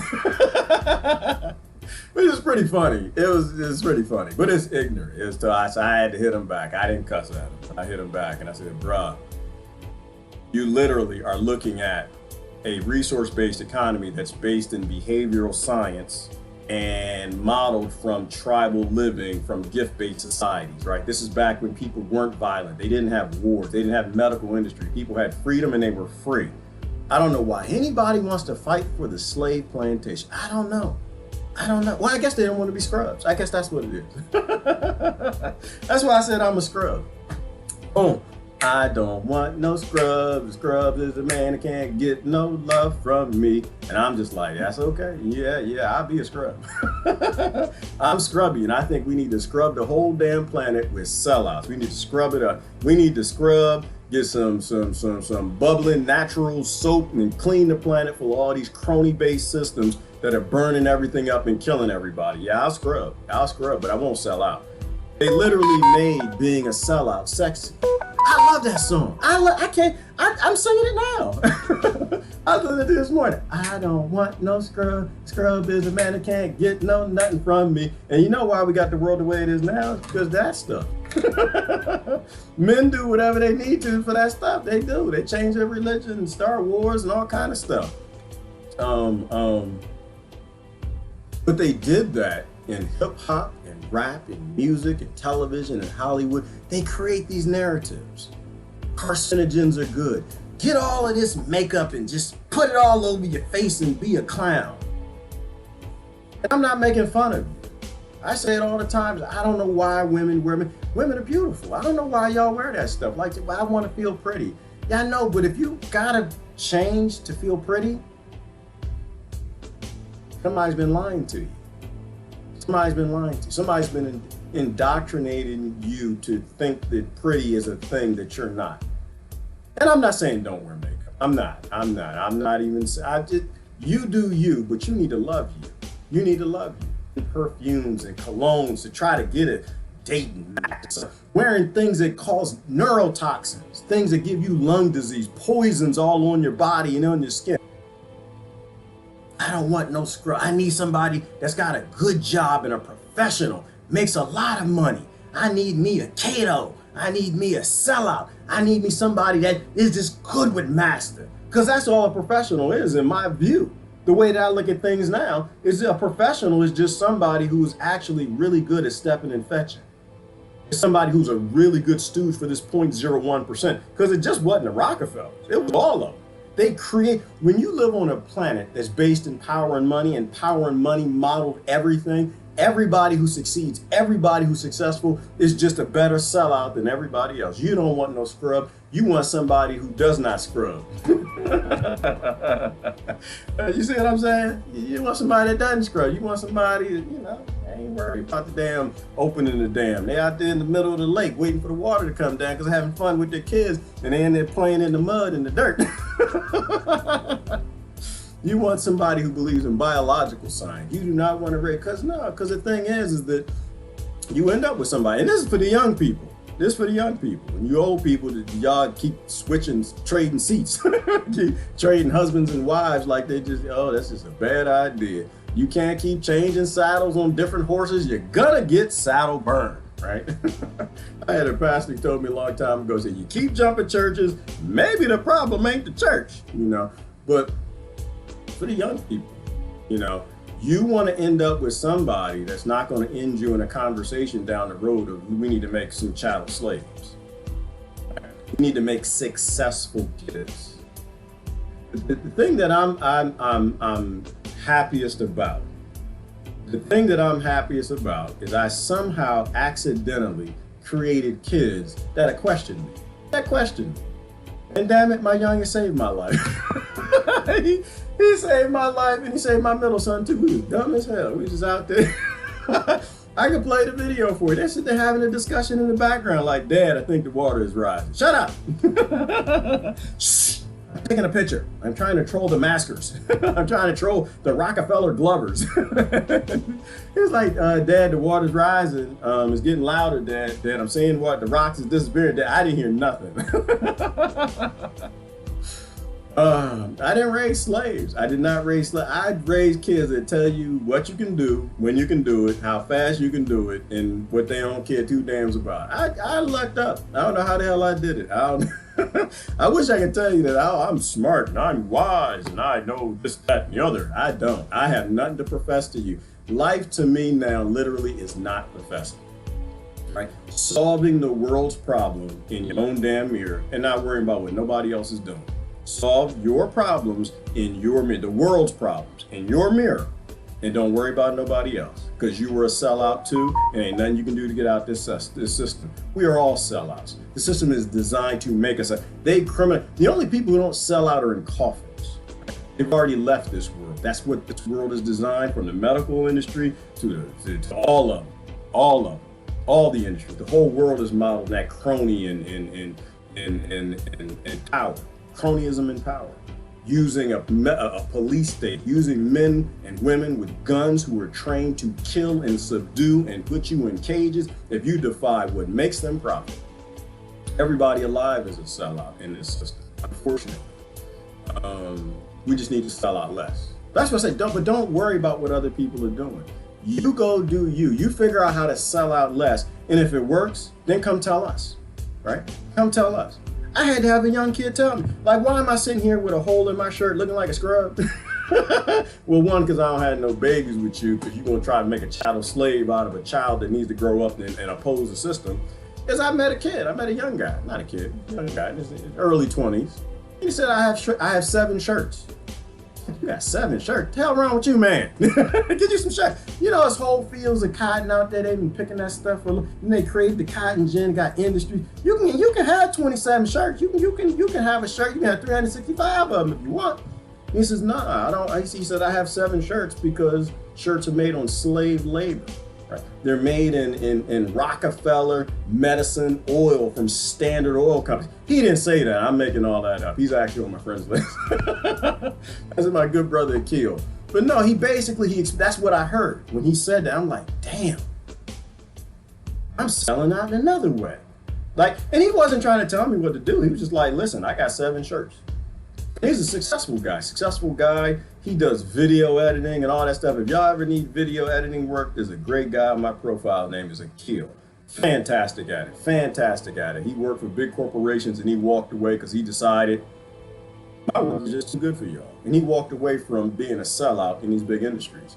Movie, Hollywood, creating falsehoods out of nothing through propaganda acts and Operation Mockingbirds. But he said he had 7 shirts. This man was solving problems in his own mirror.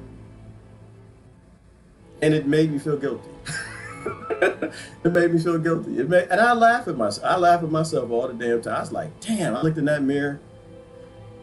You a sellout. I looked in the closet. I had all of these shirts, socks and shoes and all kind of stuff. And I you know what? Damn it. This man is educating me. He's half my age. I need to grow the hell up. What the hell's wrong with me? So yeah, no, I stopped buying shirts. No, I'm still trying to catch up to him. Yeah, I'm trying to catch up. I'm like, damn, you selling out so less. You just unprofessional. I need to be more like you. Learn how to sell out less. Learn how to help the planet, help other people. And then just tell us. That's all you got to do. That's all you got to do. Some people will get in, some people won't. You don't have to force other people. Anytime that you got to force other people, I'm already against you. Well, me personally, I'm against you. And you got no right to tell other people what to do. Number one, you ain't got a right to tell anybody wear no damn mask or what they can grow, when they can grow it, or how they grow it. I tell you what, you're not going to like this, but I tell you what, cannabis is a thing.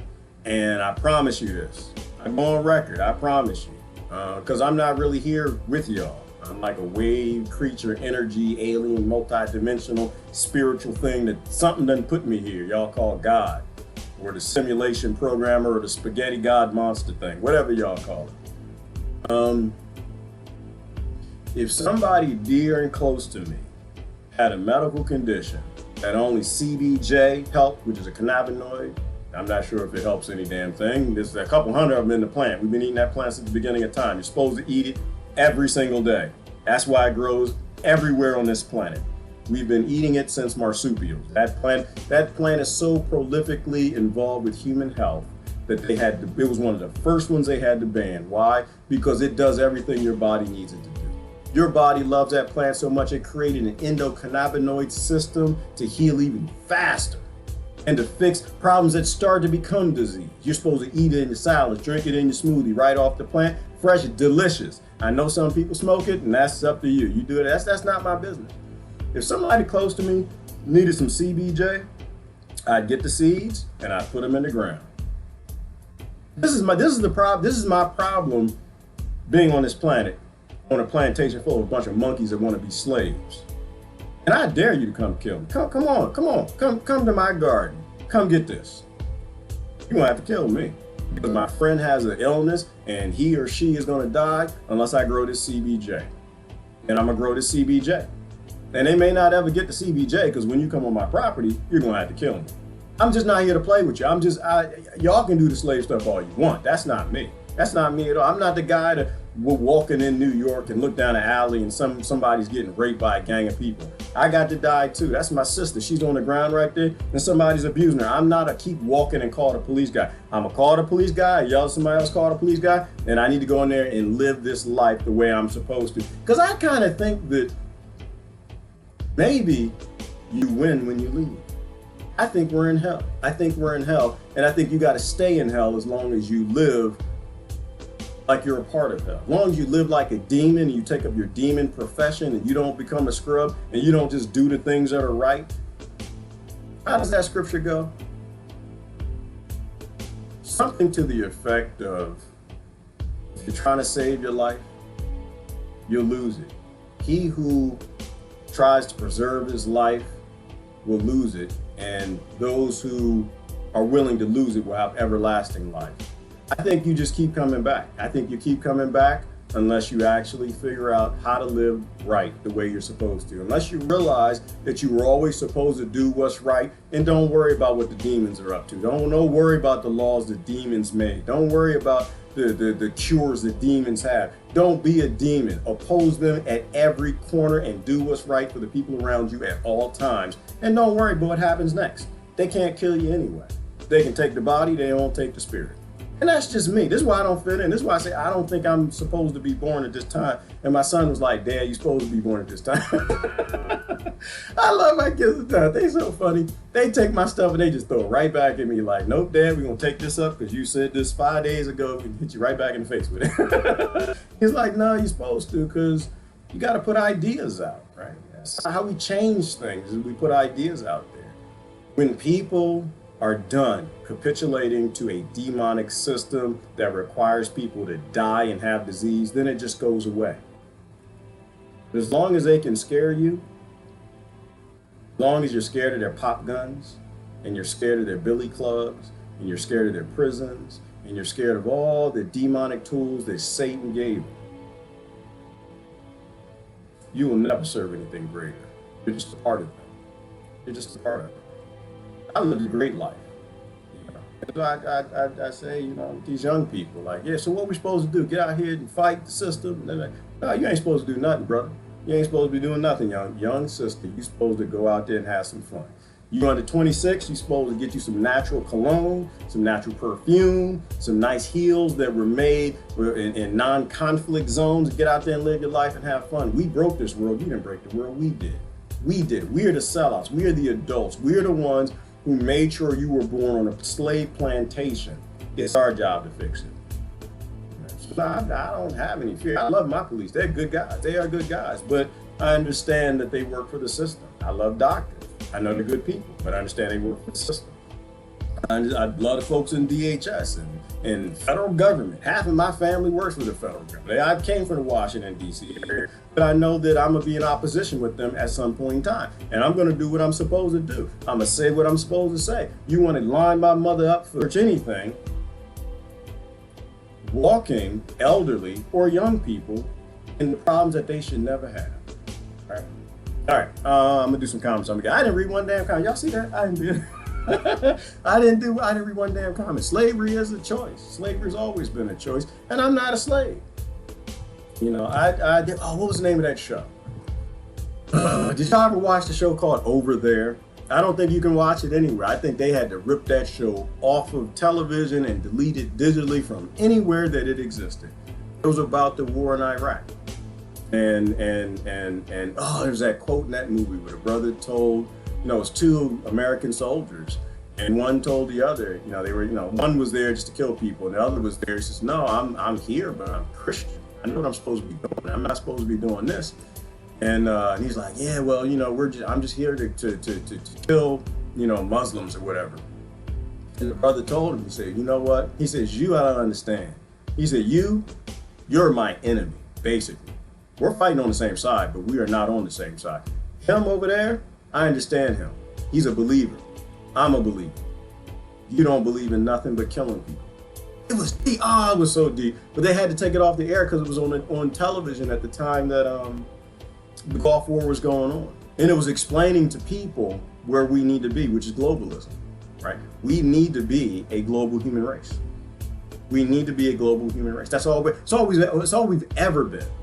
But they divided us up century after century after century after century and keep us in conflict with each other.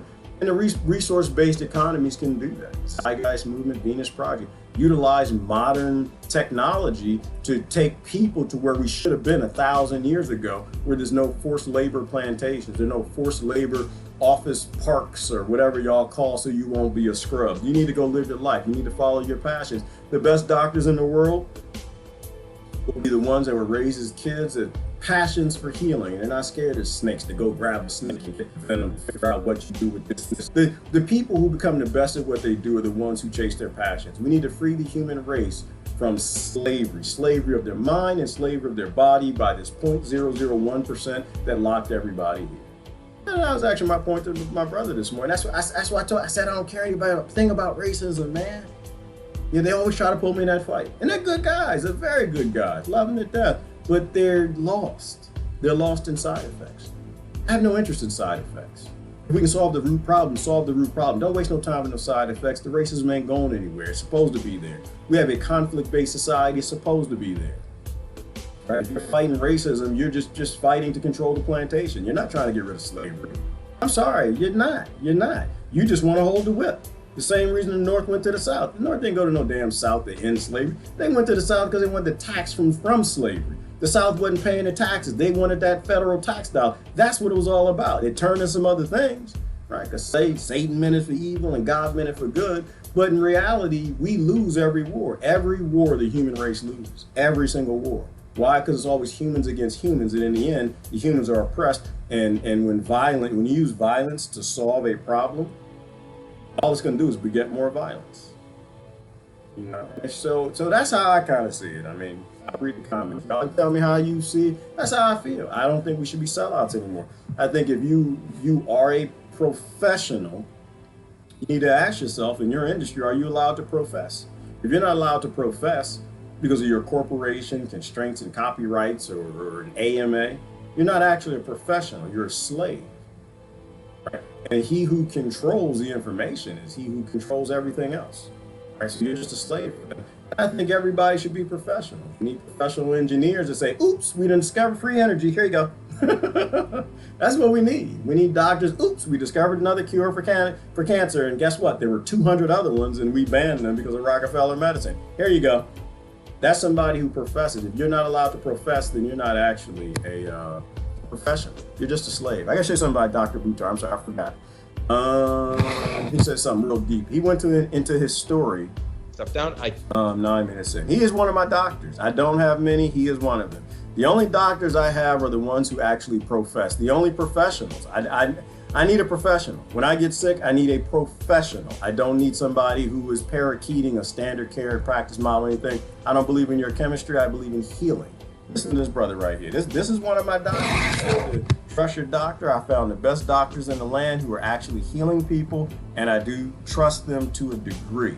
I still question them. I question everybody. Everything that comes out your mouth, I question, because I got a brain in my head and we need critical thought, and we need a lot more critical thought. To allow those testimonies, but before we actually had the hearing, like the day of the hearing, they negotiated with my attorneys and decided, okay, we'll let you have 5. Okay, so he's telling the story when they went after him. His problem is he was taking people out of stage 4 cancer. You know what? I'm going to back it up, because it's the same story, what they told you in the Rockefeller medicine story and what Dr. Sebi told you. When they actually cure you, they take their license or they put them in a coffin. They don't put them on television. And he's about to tell his story too. I wanted to show it to you because I didn't know his whole story. The stage 4 is terminal. There's no more left. That's it. That means that death is certain at that point. And so we had 43 that were ready to testify. It might have been 47. I can't remember, 43 or 47. I think it was 43 that were ready to testify. Medical board said no. We had to go to court, to Superior Court, to force the medical board to allow those testimonies. But before we actually had the hearing, like the day of the hearing, they negotiated with my attorneys and decided, okay, we'll let you have 5. So we were allowed to have 5 out of 43 that were ready to testify. So I picked a doctor that had stage 4 cancer. I picked an oncological nurse, a nurse that had cancer, that was in the field of chemotherapy and radiation. So she was a cancer nurse for 45 years. I picked her, and I picked 3 other people that weren't doctors or nurses. All these 5 people had come through our treatment program at our clinic. 4 out of 5 of those people that we selected had failed chemo and had failed radiation multiple times. One of those people refused. They said, I don't want the chemo and radiation. So 4 out of 5 had chemo and radiation.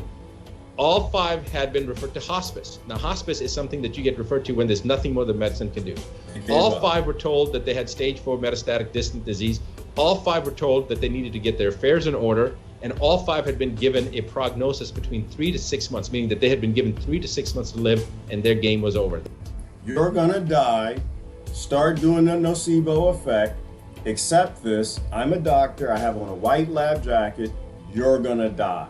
You've got a few months to get your affairs in order. Your mirror neurons need to start acting like you're gonna die, so you can go ahead and die, right? You understand? If you've been watching what my friends and I have been researching, then this makes sense to you. And he defied that, and this is why he lines up with those. When you finally see enough, you can't unsee it. There was nothing more that could be done. And when they testified in front of the North Carolina Medical Board, 3 of those people were 3.5 years out from our treatment. So remember, they were all told that they were going to die within 3 to 6 months. Now they go through our treatment. 3 of them are 3.5 years out from our treatment. 1 was 5 years out from our treatment, and 1 was 8 years out from our treatment. So this is 14 hours of testimony. They limited the number of witnesses first. Then those that were limited, they were all people that had gone through our treatment. All 5 alive, well, healthy, PET scans, everything negative, no problems, productive members of society, all on video. You can go and watch these people on video if you want. You can go to our YouTube channel and see these people. You can go to Medical Rewind and see them. And we've got many other patients that weren't even part of that you can see. We've got hundreds of patients like this, right? And now you see these patients testify 14 hours and in cross-examination with the other attorneys. And after it's all said and done, the medical, and you know, see the facts. You know what the medical board's one-word answer was? One-word response to 14 hours of testimony by 5 people. You know, remember, I was brought up in ethical charges of taking advantage of patients doing treatments that didn't work. And were you implementing? There's a verse in the verbatim word of God Almighty Allah says, saving one innocent life is as saving the whole of humanity. So a Muslim's mission in life is to help humanity, to save life. So you're actually trying to save life when they were told that life is about to end. Ultimately, it's God's in God Almighty Allah's hands, but you are doing what this way of life, Islam teaches you to do, to save life. That's exactly right. And Islam also, on a side note, I just want to say there's something in Hadith that says that Allah did not put anything on this earth that can cause harm without the solution on how to undo that harm. Yes, it's a statement from the last and final messenger sent to mankind. Prophet Muhammad said that Allah didn't send a disease except that He sent a cure. Right. Unless He sent the cure. That's exactly right. But doesn't. And don't get lost in the messenger. Follow the message. The Garden of Eden says the same exact thing. Your food is your medicine. All the plants on the planet are for the healing of your body. let food be thy medicine and medicine be thy food. We won't go into consistencies. So the point is they put him up on charges for giving hope to cancer patients and treatments that don't go along with the standard care and practice model. If I said that right, it was working. He was healing people. He was doing no harm. People who were going to die. And so, of course, what did they do? Because all cures are banned. They put him up on charges to try to remove his medical license, right? And he beat that, same way Dr. Sebi did, bringing people in and showing that I'm doctoring, I'm healing, I'm helping, but the system's not designed for that. So let me ask you a question. Would they put a cure on television? Would they be honest with you about a virus? These are things that you need to think about for yourself, but you should do, don't trust me, do your own research. I'll put the links here to start you out, but you need to go follow. This story has been repeated how many times? This story's repeated over and over and over and over. The only doctors I trust are the professionals. And there are no professionals that are beholden to the AMA. Doesn't allopathic medicine say there is no cure, just symptom management? That's exactly right. Because at that point, when they said stage 4, that's not symptom management. You got to help them to slowly die. They refer them to hospice and it's done. And so the one word response that I wanted to kind of go through this with you, the one word response that they said after bringing me up on these charges was irrelevant. It was irrelevant that these people were alive and doing well after a treatment, even though they had accused me of doing things that were taking advantage of people that weren't providing them any service. And they told the truth because it was irrelevant. It was irrelevant that he saved human life. It's irrelevant that he's curing cancer. It's irrelevant. It's irrelevant that his treatments work. It's irrelevant that Dr. Sebi's work. It's irrelevant because the system isn't based in cures. It's based in profit and power and procedures. That's the end of it. I'm gonna read comments. I'm gonna get out of here. This was a great interview. This was part 2. This was his talk with on the Deen show. I've never seen the Deen show, but it was actually a great interview. Part 1 was great. I think he released part 1 last week. That was part 2. I think you should check it out. But a lot of the stuff that we deal with today is just common sense, right? We don't have a common sense because they've taken common sense from people, right? They put us in the commons of the online world where everything is highly controlled, and it took away everybody's sense, and so you can't sense what's true. Like something funny Bofont just posted. It ain't true if it ain't on YouTube. I mostly agree with that. He was being funny. It ain't true if it ain't on YouTube, and it ain't true enough and if they don't delete it, right? So the doctors that I follow right now, the ones who are having their videos deleted by the for-profit corporations that control the common online spaces that show advertisements for Rockefeller pharmaceutical companies. That's how you know who you need to follow and who you need to watch. There's nothing true on television, not important to me. Nothing significantly true on television for me, because they're not going to put anybody true on television that's going to tell you how to heal you, and the industry is about banning cures. So it'll never appear on TV. But some truth might show up on Facebook for a little bit, might show up on YouTube for a little bit, and it might even stay there if they don't get to it or they don't think that you'll figure it out. But if it conflicts with their advertisers, which is why they are in business to sell advertisement, all online media, they're going to do what they're supposed to do. They're going to delete the video. And that's a hint to you that that is somebody that you need to follow. That's all they say, Kentucky fired mama. Yes, that it's irrelevant. And they were being honest. It's irrelevant. Our job isn't to help people. Our job is to sell treatments to people, to let them keep the diseases so we can make a lot of money. And that's a good thing that they did that, right? The hardest thing to deal with is a great liar. You don't want a great liar. You want an industry that's going to be honest with you. We are not here to cure you. We are not here to help you. We are here to keep you alive and treat your side effects and turn our eye and ban, to cures and ban anything that might actually help you. So you can make a good decision, right? This is why I say there's no evil, right? You got sustainable and unsustainable, and the unsustainable dark forces, if you want to call them, they drive you towards being sustainable. They drive you towards being wise. They drive you towards actually helping yourself and other people. So it's a good thing. It would be confusing if they did. It would be confusing if they did. All right. Good morning, Melissa. Good morning, Kristen. What's that? Not even gonna feed my dog science diet dog food anymore. Well, you know what, Kristen? I'm scared of that. If they label it science, it probably isn't. If they label it propaganda act, then it probably isn't. Like I was thinking, Kristen, this weekend, now they always call laws the opposite of what they are. It's like if it's the war on drugs, it's because they're bringing in the drugs. If it's war on cancer, because they're making money on cancer. If it's war on poverty, it's because the system's based in poverty. It's a pyramid Ponzi scheme to keep a whole bunch of people poor, to keep a few at the top. Whatever they name it, it's the opposite. If it's violence against women, it's because they're encouraging violence on women to create more spousal murder. That was a Jive and Bowden law. It's always the opposite. So if it's called science diet, then I don't think it's as smart.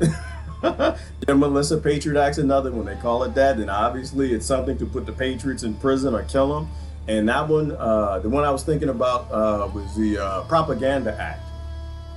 Right, to give you propaganda, but I preferred if they would have called it the False Flag Act, because if they call it the False Flag Act, then you know exactly what it's designed to do.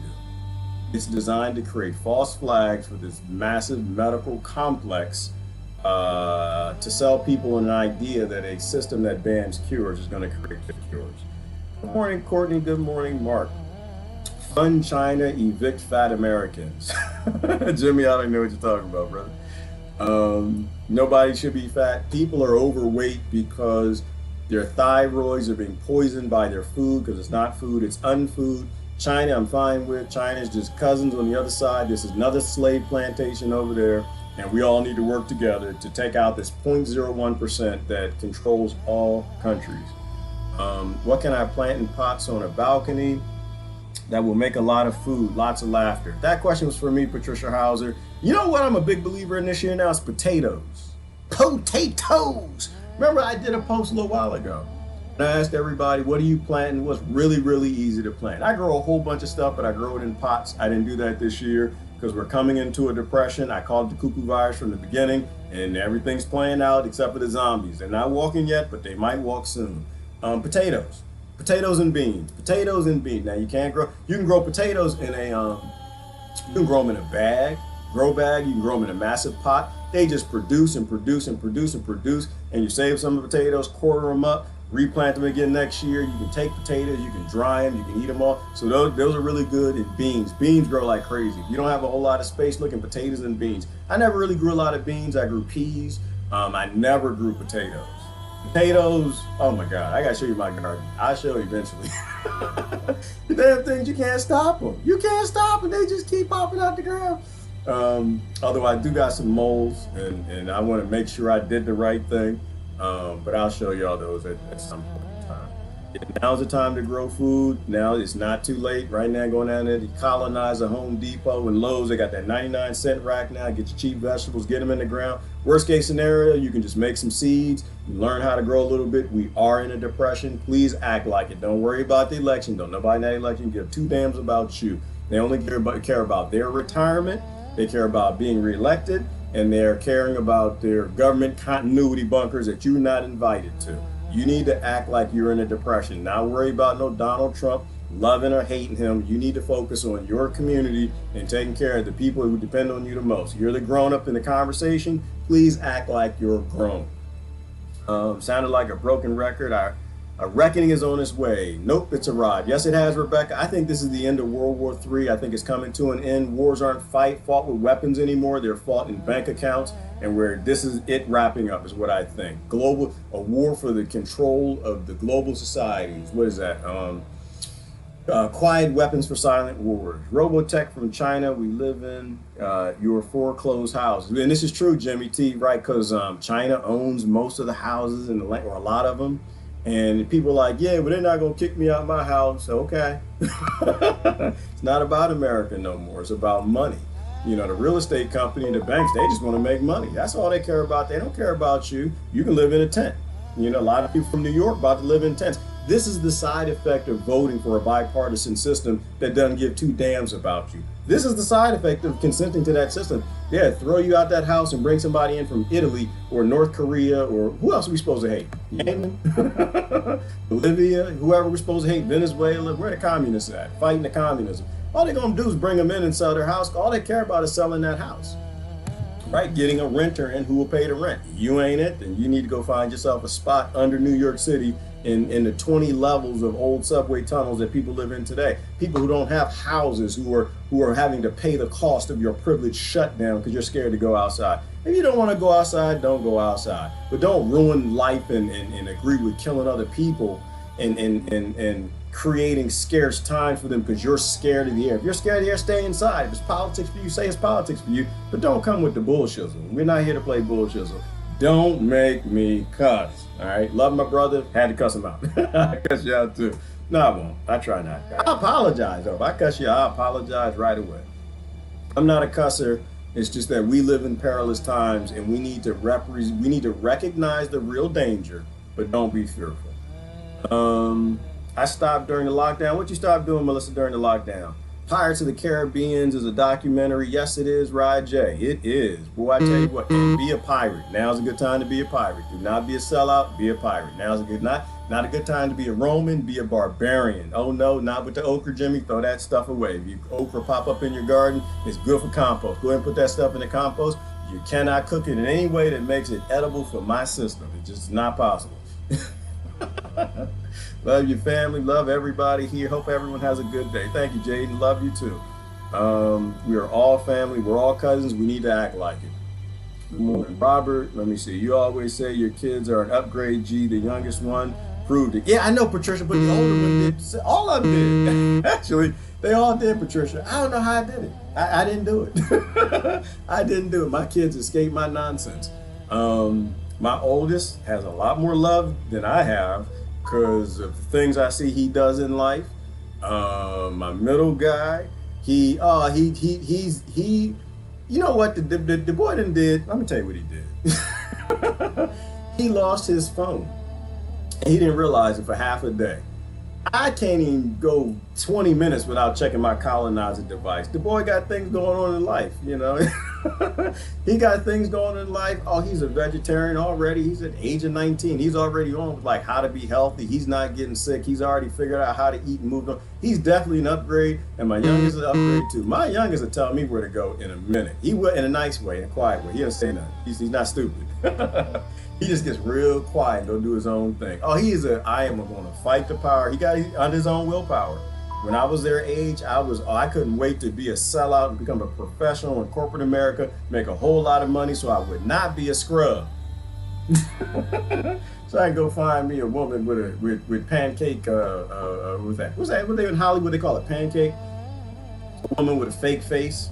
That's just not even possible, fake body that doesn't even make no damn sense. Nah, we in the apocalypse. Like I said, you need to find somebody that does not live on carcinogens and rub them all over their body and put them inside their body. You need somebody that's going to live in the apocalypse. You might need to run from some zombies later. You might need somebody who could lift a truck up off of you. You know, we just need being real. Don't get me going through that. I can walk in heels well. You don't need to walk in them heels, all right? You need to know how to throw a heel and get a zombie in the brain. That's the only way you kill him. Gotta get the brain. Gotta get the brain. Gotta sever that brain stem. And you're not gonna do that with makeup. The little eyeliners and pens. You cannot kill a zombie with eyeliner. I'd never. I mean, you might. Maybe you could. I've just never seen it. I love zombie movies. I ain't never seen nobody. They kill them. I've seen them throw records at them. I've seen them with the axes and the hose. I've even seen somebody throw some books at them. I've never seen anybody kill a zombie with some eyeliner. I've not seen that yet. You can be pretty all you want. But that's where I was. These boys are on it. I made upgrades. And that's part of why, Patricia, I'm like, you know what? I'm done. What else I got to do? My parenting job is done. My days are over. They can kill me anytime they want to. I'm going to say what's true, and that's the end of it. I'm going to do what's right, and that's the end of it. You can kill me anytime you want to. Them boys are already smarter than me. What I got to do now? What else? What's left? You know, just do what's right. That's all. That's it. Apocalypse Partners Unite. That's right, Nicole Smith. You need to find you a man that does not have pretty nails. You need to find you a man with some dirty fingernails, man that can grow some potatoes, some rice, one that gets up early in the morning, that doesn't roll over and go to Starbucks like I used to. I used to get up in the morning, Nicole, get all pretty-fied, get a nice suit on, go out, get in the car, brush my teeth. You need a man with like some teeth falling out, rough, you can fight, struggle, nowhere to hit the zombie. You don't need no man that's pretty driving an SUV, ain't never done a day's work in his life. That was another thing in the Scrub song. That was another thing in the Scrub song. I don't want no scrub, something about a man, dun, dun, dun, somebody who lays around or something like that. And that's the funny thing. I agree with that part of it. You don't want somebody that lays around. You don't want no scrub. That is a scrub. When I stopped being a professional is when I actually started doing real work. Imagine that. When I stopped being a professional, when I stopped being an automations engineer, a manager, that's when I actually started working. I now work all day. I work all weekend because I love what I do. And I'm constantly working at it. But I also give away most of what I work at. And when I said that in my post, and what I mean by that is most things I do, I don't charge for. Most things I do, I don't charge for. I don't charge anybody for information. I don't charge anybody for what I've learned and research. I don't charge anybody for a lot of the things that I grow. I try to take care of people. When I stopped being a professional, which is what we were all raised to believe in, and that's what we want, that's when I became a human being, I think. Maybe I'm not there. I'm trying. I'm heading in that direction. Make things, learn things, and give them away for free. That's the only way you fight a world that is dominated like a slave plantation by power and money. You have to defy both the power and the money. Give things for free and walk away from the power. That's the strategy right there. Hashtag we all gonna die. We are, so yes, we are, Rajay. We all gonna die, but you spell gunner wrong. Is G-O-N-N-A. No, that's wrong. It's not G-O-N-N-A. It's G-A-W-N. You gotta put a southern drawl. I know you from New York City? Yeah, up north. I guess y'all say gunner. I done came out of Maryland, deeper than that family in Arkansas, and South Carolina is gone. You gotta get a little draw in it. We all gonna die. We are. But not everybody's gonna live. Not everybody's gonna live. All right, I want to today is pissing me off. What's pissing you off, Nicole? No, not gonna die. No, please don't. No. When I tell people we all gonna die, and I don't even care if you kill me, that's if you kill me. I ain't worried about that. You know, I'm not gonna kill myself. I ain't gonna do nothing stupid. When that damn water start rising, I'ma run. No, I ain't gonna grab my kids. They got legs. They can run their damn self. They opened the dam. Nicole, and the water was coming. No, I ain't gonna kill myself. I ain't gonna sit out there in no damn water and the hydro dams trying to see if they can get me to run. And that's probably what happened, Nicole. We was out there in Conowingo Dam, enjoying our day out there, walking out to the middle of the low tide, and they opened the dam on us. It was probably somebody just on the camera just watching, like, oh, look at this. Look it. You know the funny thing about this group? They stopped and took a picture of the sign, too, that says they shouldn't go down there. Yeah, they gonna learn today. They gonna learn today. Hey, you know what? You still got that YouTube account, you do? Is there a camera down there with them fools walking? Yeah, there is. Okay, turn that camera. Yeah, the alarm, where they at? They're in section 17. 17, turn off the siren on 17 and turn off the lights that's flashing. Go ahead and turn them things off. We're gonna teach them today. We love this man down here with his kids. They're gonna learn today. He looked like he can run too. He looked like he might be in some decent shape. You know how I know they did that, Nicole? Because that's exactly the hell what I would do. That's what I would do. Like, you know, I'm gonna teach you today. You're gonna learn today. When you see the sign, you need to either turn around and check the tide schedule when we open the dam up.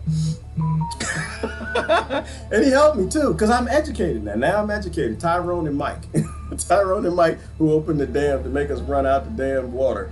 They educated us. I ain't never gonna do that. I understand now. I understand that. That water came up too. All Nicole was no joke. It was not. I took a picture of it. I put the video out there, man. When that water is high, that water, there's no swimming in this water. I learned today. Sometimes you gotta teach people. All right, I'm weaning off of benzodiazepines. Need help. Oh my God, Nicole Smith, did you ever take something called benzodiazepines? What the hell is that? Nicole Smith, what's wrong? No, girl, don't, you ain't supposed to take. But you know what I did too, so I can't talk about you. I had me a medicine cabinet. I had all my drugs in there.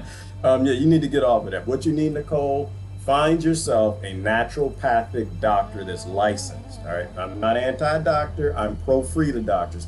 You need to keep a Rockefeller doctor on your list, and you need to have a naturopathic doctor on your list. And when you hear people like me telling you what we're doing online, none of that. Just don't do it. Don't do it. Listen, write it down. Then you go to your naturopathic doctor, and you take your diagnosis from your doctor, Rockefeller doctor, and say, look, this is what they say is going on with me. This is my diagnosis. The Rockefeller doctors, they got all the money because that's how Rockefeller set it up. So they got the machines, the equipment, and the training to figure out what's going on. Now, their cures are always wrong because they ain't never cures.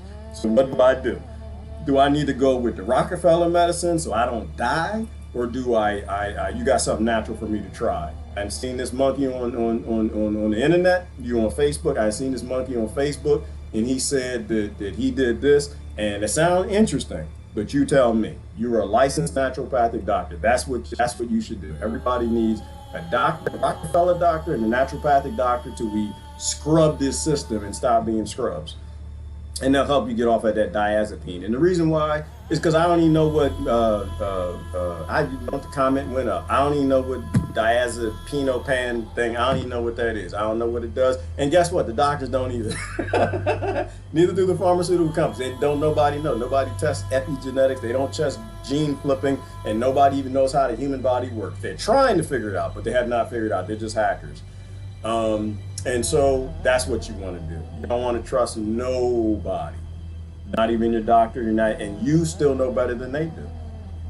But then you want to educate yourself on what they say. So if your naturopathic doctor says, I don't know, take some spearmint. Dr. Sebi would never say that because he was anti-spearmint. He said spearmint was it acidic or something like that? I forgot. But let's just say he says spearmint. Then you go online and you type in whatever condition, whatever's going on. I got the blue bumps behind my ears or something like that, and I take diazepam and see what people say. And then you'll get like different lectures and videos and watch them, because this is where you train your subconscious, right? Remember, your subconscious is just a database. It just takes in programming. You need to program natural things into your computer so your computer knows natural things work.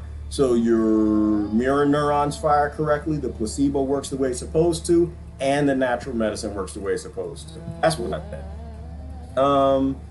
I like to change drug policy to allow interstate sales of our superior plant cut/sport under a 10th Amendment argument to SCOTUS. And you know what, Jimmy T, I still don't even know what a damn SCOTUS is. I don't know what a SCOTUS is, a POTUS is, and I don't even know if that damn snake was poisonous. I don't know none of that. I do know this. You literally should not ever have a society that needs a 10th Amendment to actually use states' rights to give people back freedoms a federal United States incorporated government had any right to take.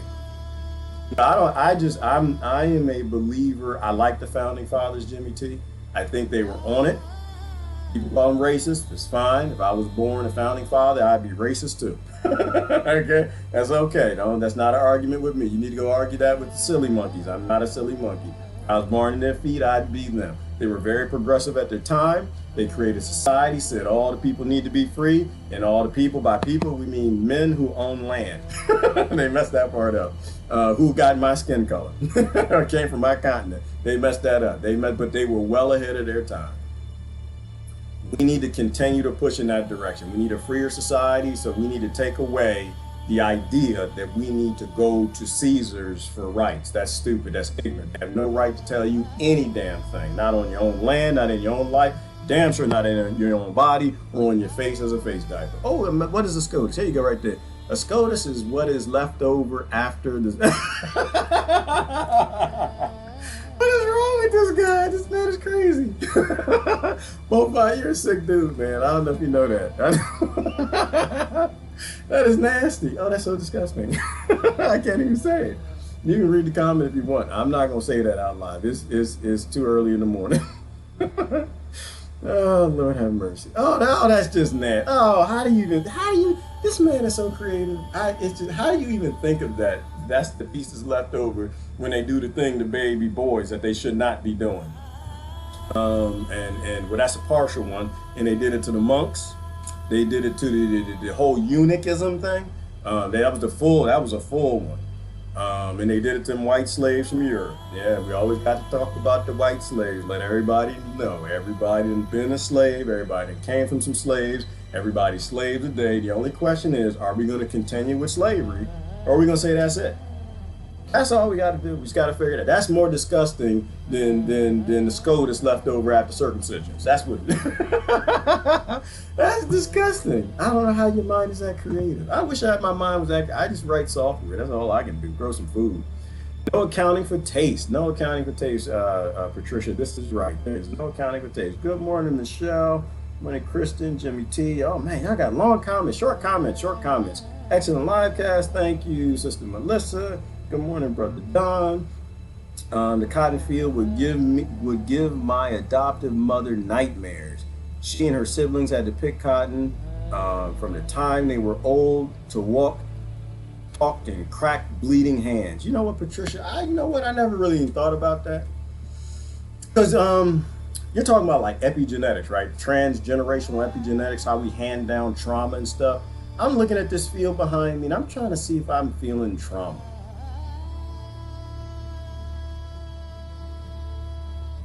Nope, don't feel it. I'm healed. I think but once again, I came from a privileged family. And I'm looking at that, and we just had enough good time, enough generations that I'm not feeling no fear. I see that cotton. To be honest with you, Patricia, I'm gonna be 100% honest with you. I'd love a chance to pick that cotton right there. I would. No, not under no whip and not no 8, 10, 12, 15 hours a day. I love plants. I love plants, and I love learning how to process things. I process mint once a week now. I like to process things and pick them. I don't want to do it under force. No, I don't feel anything when I look at that. But, you know, slavery is a thing, and we need to be real about that. I'm glad you mentioned that. You know, there are people who look at you, and they're scared of you. The same way the mice and the rats handed down that fear. The same way the Jewish folks handed down that fear of the Holocaust. There are very real people who have very real fears from things they see that are handed down through DNA and epigenetics. Very real, very real. But that's not called racism. That's called epigeneticism and keeping models, not paradigm shifting ism, into privilege for everybody ism. That's what that's called. That's not racism, not a thing. Your argument is not with poor people who are suffering with some sort of mental illness from poverty. Your fight is with a 0.001% that created the pharmaceutical industry, for-profit Rockefeller medicine, for-profit school system, for-profit war on drugs, for-profit prison, for-profit war. That's the only fight that's important, I think. And then it's not even a fight, it's just a walk away. It's just a walk away. And give things away free. We are the ones we have been waiting for. Chicken. I think we are, Mark. I think we are the ones we've been waiting for. Let's see what we do with it. I think we are privileged and honored to be born in a time like today where we can shift the paradigm. Let's see if we're shifted. We're going to keep hiding in the house playing cuckoo virus. You're either a sellout or not. That, you know what, Kentucky Fried Mama, I think everybody is. I think the system is designed for everybody to be. And if you ever successfully learn how to not sell out, they just kill you and put you in a coffin. The way I like to say it is that there are those who are trying to be less of a sellout. I think we can only go in the right direction. That's all I think we can do. The people who set the system up were geniuses. Next, you need an alembic still extractor. Miss Tree, I can't afford that. I can't. Are you kidding me? I can't afford that. I looked at the press machines and stuff, like a couple $1,000s, and back when we were looking at cannabis, it's like $250,000 for the CO2 systems. Oh no, I can't afford that. That just sounds, an alembic still? No, that's too expensive. I need something that costs about $25. You got anything like that? I press by hand. That's what I do. I press by hand, and it's not the best press, but you know, hey, somebody got a press they want to give me, I take it. Good morning, Terry. Beaufont. I'm scared to read your next comment, but ooh, Melissa said no child left behind. No child left behind. Beaufont comments they're like minefields. I let that brother. I was trying to tell Brother Jonathan because he's true. Beaufont's not a troll, by the way, y'all. He's not a troll. I don't know why y'all. He's just a guy bringing jokes. He's a good guy bringing jokes, and he'll say really deep things, hiding in the poo-poo of all of his poo-poo stuff. Troll stuff. But they're like minefields. He is the only one, I have to read his comments before, I just can't. Everybody else, I just read. He likes to trip you up. Melissa said, no child left behind. That's right, Melissa. And all children put way in front of all of us. Every child on this planet is more important than I am. Every child on this planet is more important than you are. Every child on this planet, the whole next generation, and every one of them are more important than our entire generation. We need to fix the system that we've thrived on our privilege for the longest time. Let me see. My potatoes grew well and then promptly died. I'm learning lots of what not to do. And that's a great thing, Rebecca. And that's why I say people just go plant. Just go plant. Like, you will literally learn something by just putting a seed in the ground and cultivating, or in a pot. You need to learn, these are basic human skills. You need to know how to grow your own food, become strong, and support yourself best that you can. Old New York is under New York Futurama. It is, Rajay. And that's the reason why, that's one of the big reasons why I'm like, your old normal needs to burn and your new normal needs to burn. I'm not interested in any of your normals. You've literally made a society that collapsed for being closed for 3 months. That means that everybody in that system, and that system is a moron, all of them. I need a Tony Smith rant sometimes every now and then, because we are the moron population, and we are morons if we go to the people who couldn't create a society that couldn't take a break from slavery for 3 months without collapsing. That's a hint that you need to stop trusting these people. The fact that they've made a society so unsustainable, it can't even take a pause for 3 months without collapsing. Nah, I'm not interested in their ideas. They're not interested in sustainability. They're not interested in helping people. They're interested as a system, not individual. Individual politicians are probably very good and smart people, most of them. But as a system, it's designed to make them completely incapable of creating a society that's sustainable. So I'm not interested in new normal or the old normal. It all can burn and go to hell. Or go ahead and kill me, send me to hell. But I'm gonna defy them every way I can, Rajay. Like, just to think about it, like literally millions of people died in the shutdown. Millions of people around the world died in the shutdown, the privileged shutdown. Half the people are playing politics. Another part of the people probably trust Rockefeller medicine. Some of the other people just don't want to go to work. And I'm just sitting back like, wow, like, what does it take to have that amount of apathy?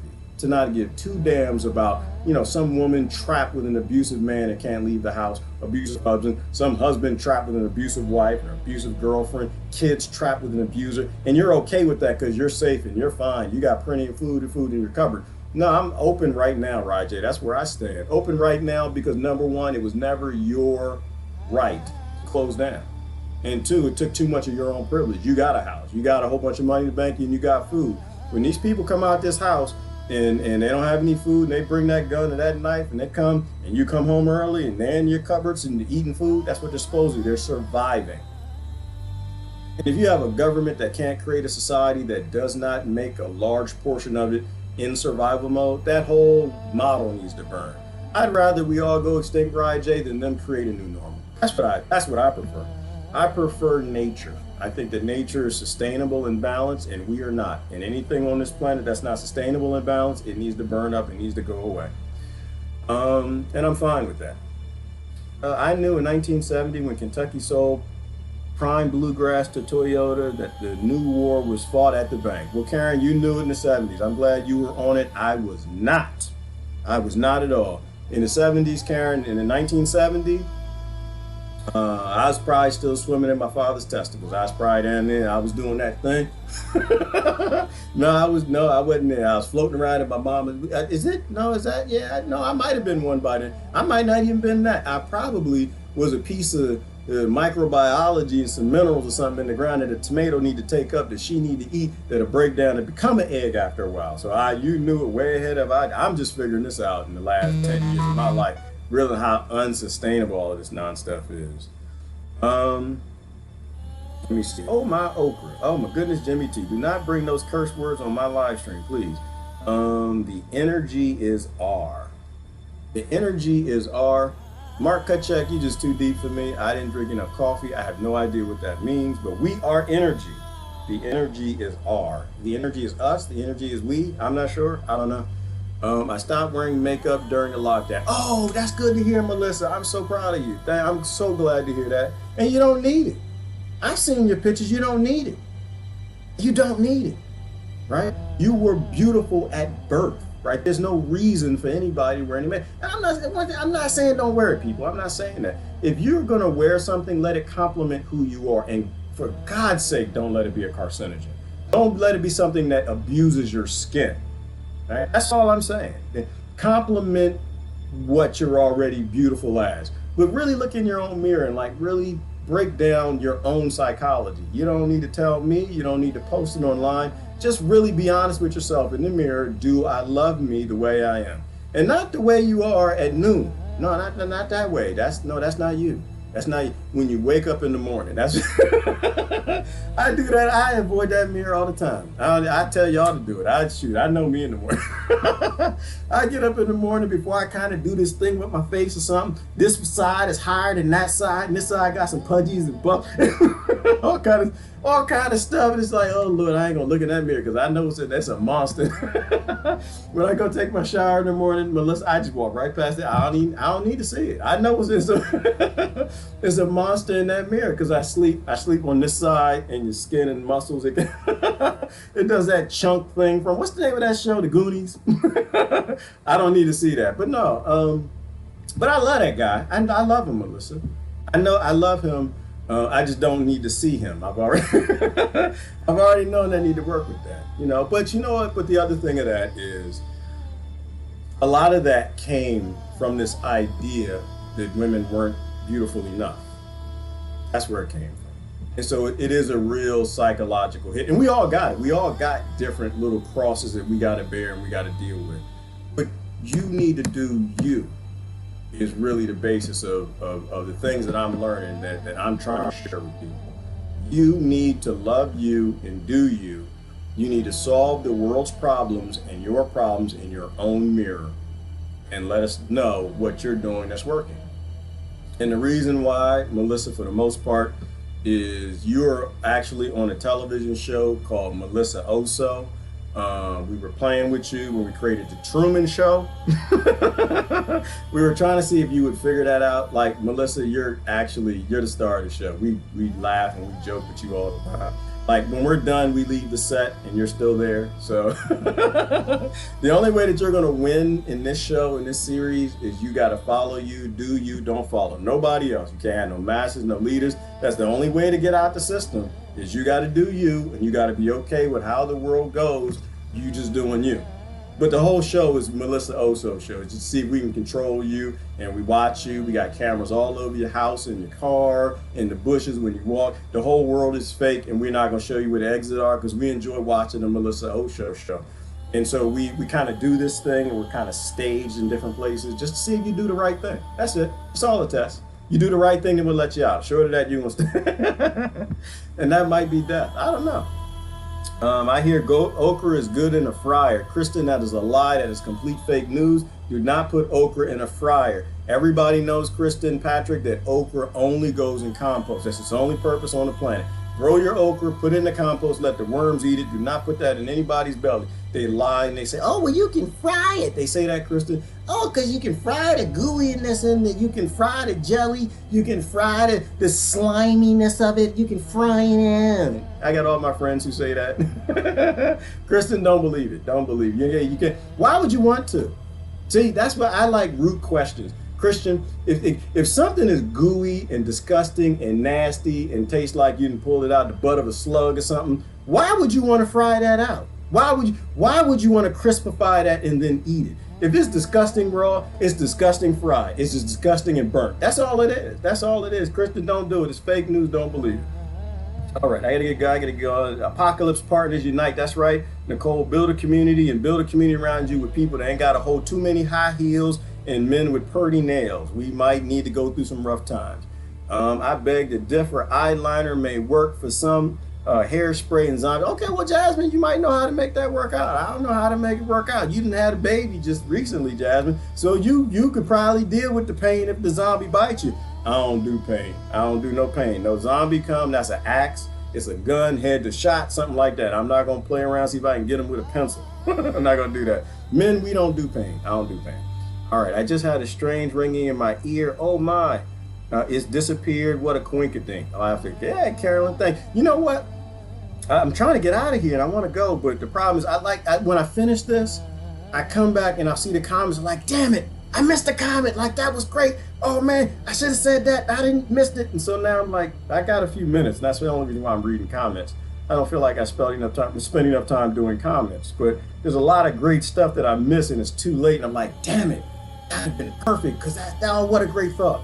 So I'm trying to get to the last of the comments that I'm gonna go. Did you just assume the gender of the zombie apocalypse life partner? No, I did not, Beaufont. No, I did not. I said men or woman, so it doesn't really matter. There's no gender anything when it comes to the zombie apocalypse. The bottom line is, can you dispatch a zombie? That's all you need to know. It doesn't matter. And then the person, you want them to look good while they do it, Beaufont. You know, you want them to be the person that you prefer. You know, when they fighting with that zombie and rolling around, you might get a little, view of something.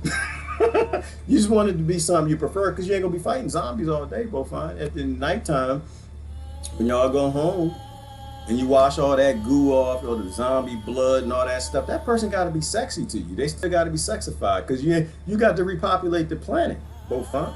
And that person got to be sexy, and not in terms of you actually having a baby, right? Because it could be woman, man. That's fine, but it's gonna be kids all around the zombie. Y'all got to repopulate the planet, and you're gonna want to have to deal with each other.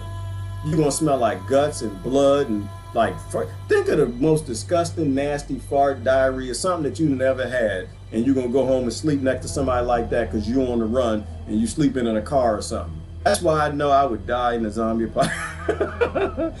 Beaufont, I'd never make it. I don't think that there's a woman alive that would actually be sexy to me. If she smelled like decayed flesh and had blood dried up. And I know it's kind of Hollywood, and that's not the real zombie apocalypse. And yes, I did say that in a sentence. I don't know. I don't think it's gonna work. I don't think they make enough Viagra and the things that make things go boing, yoing, yoing. I don't think they make enough of that. I think, because I'm a smell guy. Like, I don't want to smell no carcinogen perfume, but I don't want to smell no poop and goo and inside. I wouldn't make it. We had to swim a lot. We'd have to be on an island in the zombie apocalypse, Beaufont, because when we done like saving each other and building up all that sexy, she saved me, I saved her, we're gonna have some great sex. We're gonna have to have a whole lot of salt water around us. We had to go in and wash all of that stuff. I don't do sense. It wouldn't work. I would not populate the planet. I would just sit back and look at the person like they're a zombie too. Like, nope, these parts don't work in a zombie apocalypse. Not supposed to. But the funny thing, and you think about that, Beaufont, is the majority of human evolution, we ain't had soap. It wasn't no soap. It wasn't no soap. And we populated the planet. That's how I know I'm weak. I know I'm weak because it wouldn't work for me. If God put me down here earlier in this mission, like right after the Garden of Eden, and like, okay, now go forth and populate the planet, we died. We'd have been done. We'd have been done. We wouldn't have made it. No, we wouldn't have made it, because I know it's too much. It's too much for me. I know it's kind of disgusting, but I'm just being honest with you. I got my weak parts.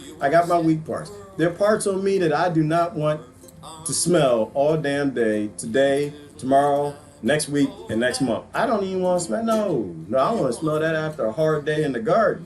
It ain't gonna happen. So it's not even her. It's just ugh. I came from a tribe that must have been probably in a cold place.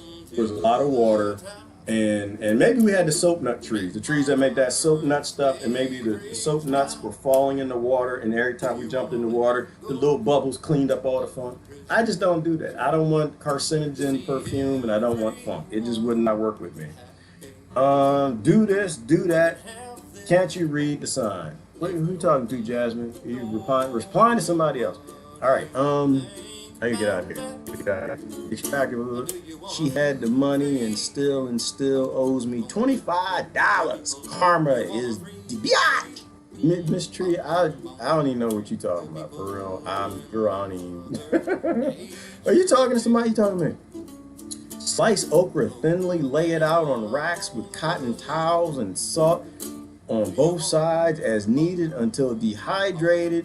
A good deal for the morn, just like eggplant or penis fried, because that's what that means, I don't know if y'all know. It took me a minute to realize that the young people decided they got together one day. Eggplant means penis, so and just like a penis fried dip in flavor, flour, egg wash, and a healthy oil. I can promise you, Miss Tree, that somebody take some okra and some penis and some salt. I ain't gonna. That's not my zone. That's not my spot. You might kill a zombie with it. You might to poison a zombie. No, you can't do nothing with that. You done said too many disgusting things in there for me. All right, I gotta get going. We made. Are y'all still? Why are y'all talking about that? What is wrong with y'all, Jimmy? Man, get a life. What? No. What is it? We made okra a running gag. It is a gag. It's a joke. It's a gag, Jimmy. God made okra from rhinoceros snot. That's what he did. He found a rhinoceros and got the cuckoo virus, had the mucus. The doctor said, "We tell you again," and the snot would run, and they planted it and they created okra. That's just, you don't know, Jimmy. Jimmy, that's nasty. No, we need to leave that alone. The smell is your upper lip. Oh, Deanna, look, you remember that? You remember that? I remember that too. Anytime somebody smells something, young people, you don't know what you're talking about. That's what we used to tell everybody. Anytime like you smell like, ooh, what's that smell? That's your upper lip. That's how I know you at least 29, Deanna. You at least about 29. That joke, we didn't use that joke all over this planet. They said that in Russia. I know that was horrible, wasn't it? Was that racist? I don't know. All right, I gotta go. Last comment. I gotta go. I got slavery. I gotta pick. The air conditioner's working now, so I got my shirt on.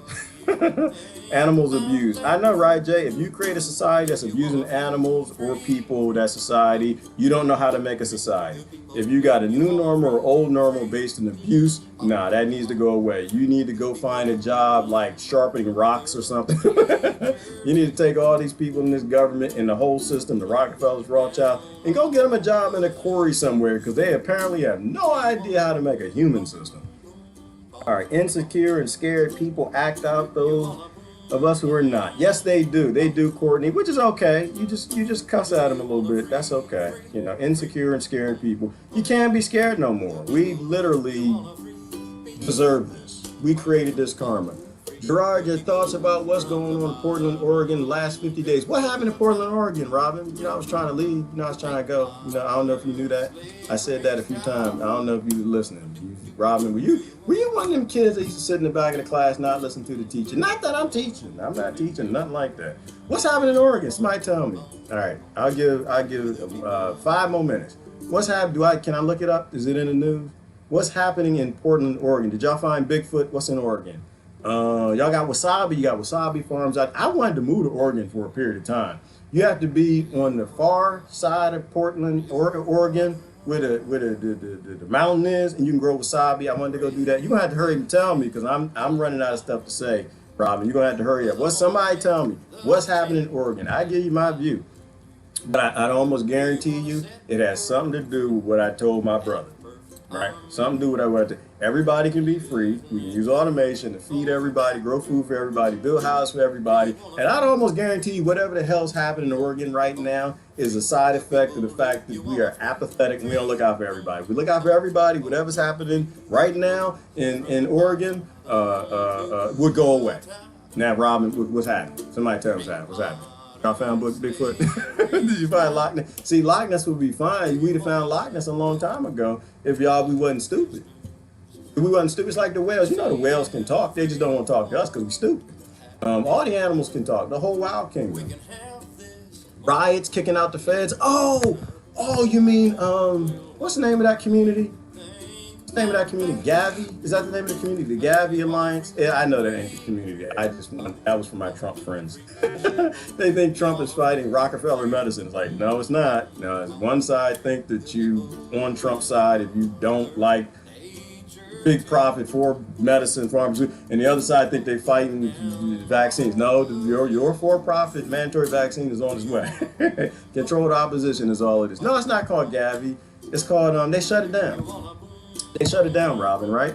The riots, kicking out the feds. Well, was it a riot, Jimmy? Then I thought that they took a few blocks, and the Oregon, the guy, what's his name? The Caesar, the colonizer who runs Oregon, he decided that he was going to let the kids take a few blocks of the city. Is that what we're talking about?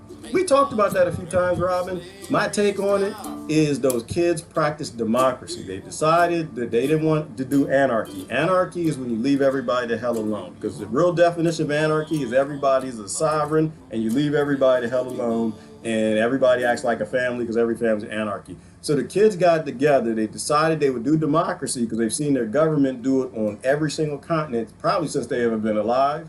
And they took the blocks. Is that what we're talking about? If so, my take on that is, I said in the video when it happened, I said, well, you know, that democracy, that patriarchal democracy that figures that they own that city in Oregon, those blocks, going to take it back. They just don't want to take it back right now. When they're ready, they're going to take it back. I think the kids are displaying what we need to listen to, Rob, and that's what I think. I agree with Dave Chappelle on that. I agree with Dave Chappelle that the streets will speak, but I also agree with it from a pro-white perspective. Because the trailer park gonna speak too, and y'all don't like what none of them got to say.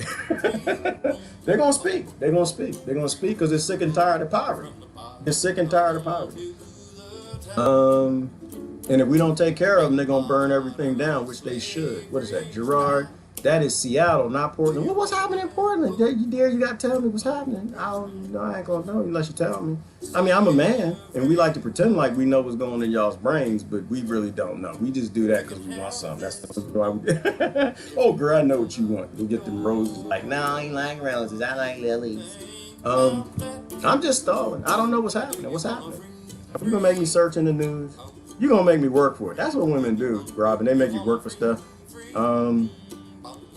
That is Seattle, not Portland. What's happening? It's just riots? Is that it? 52 days of protest. We had the governor suing the Fed to get out.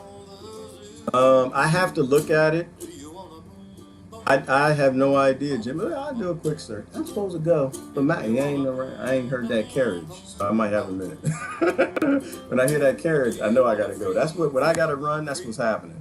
All right, let's see. Maybe RT. I haven't watched the news. I have no idea what's going on.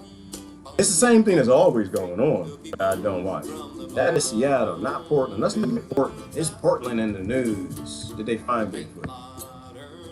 Ooh, goodness gracious. Oh my God, that looks scary. What the hell? Like people don't like their government. Wait, let me show you what I just did a search and this popped like, damn, people upset. Oh boy. All right, let's see what's happening in Portland real quick. We're gonna change the music back. I was about to go, but Sister Robin told me I can't go nowhere. And I'm gonna listen to Sister Robin, and we're gonna change it back to discussion music real quick because I ain't heard that damn carriage come around the road.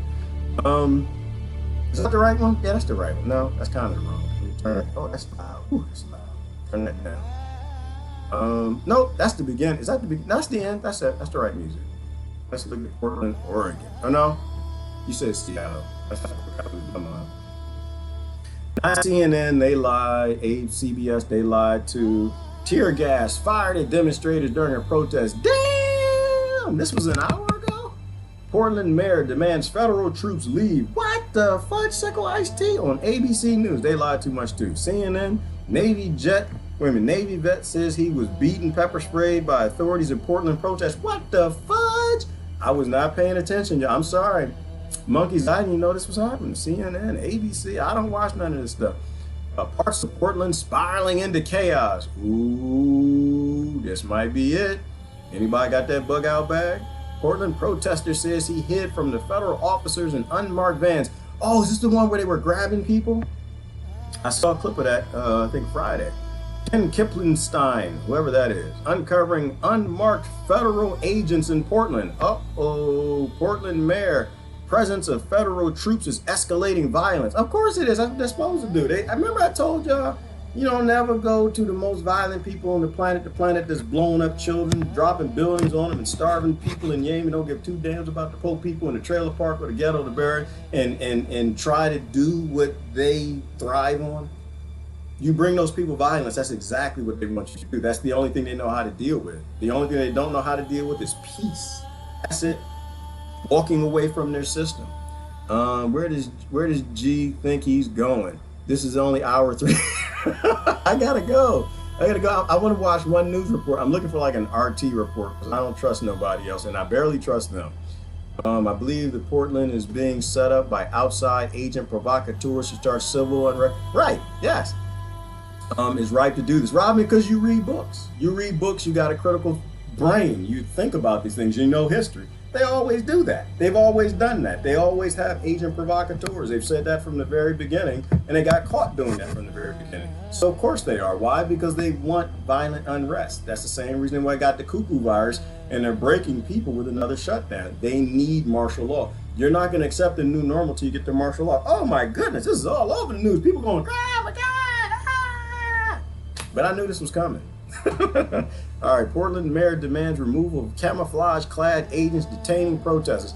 They're not going to go anywhere. They need to get everybody forced vaccinations. They need everybody to get RFID chips. They need everybody to be in this social credit score. They need everybody looking the other way while the bankers flip the currency. Like, to me, all of this makes sense. It all makes sense, right? They're trying to bring in martial law so they can do anything they want to, which is what they've always done, but they want it to be legal. They want it to be under the cover of law as much as possible. So yeah, they got to destabilize everything. And I think that's what the George Floyd thing was about. I think that's what cuckoo virus is about, because the financial speculators said they were going to do this from the very beginning, for over 10 years now.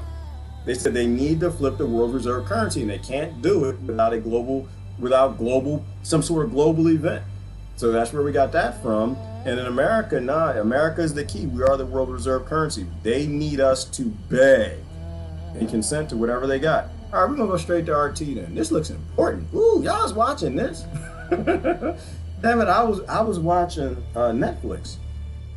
But okay, we'll take a look at it. I mean, it's important. I'm not making light of it. Not making light of it. I unfortunately know history, and this is going to go the same way it's always gone. All empires collapse, and so of course you're going to have violence while they do anything they can to hold up the empire.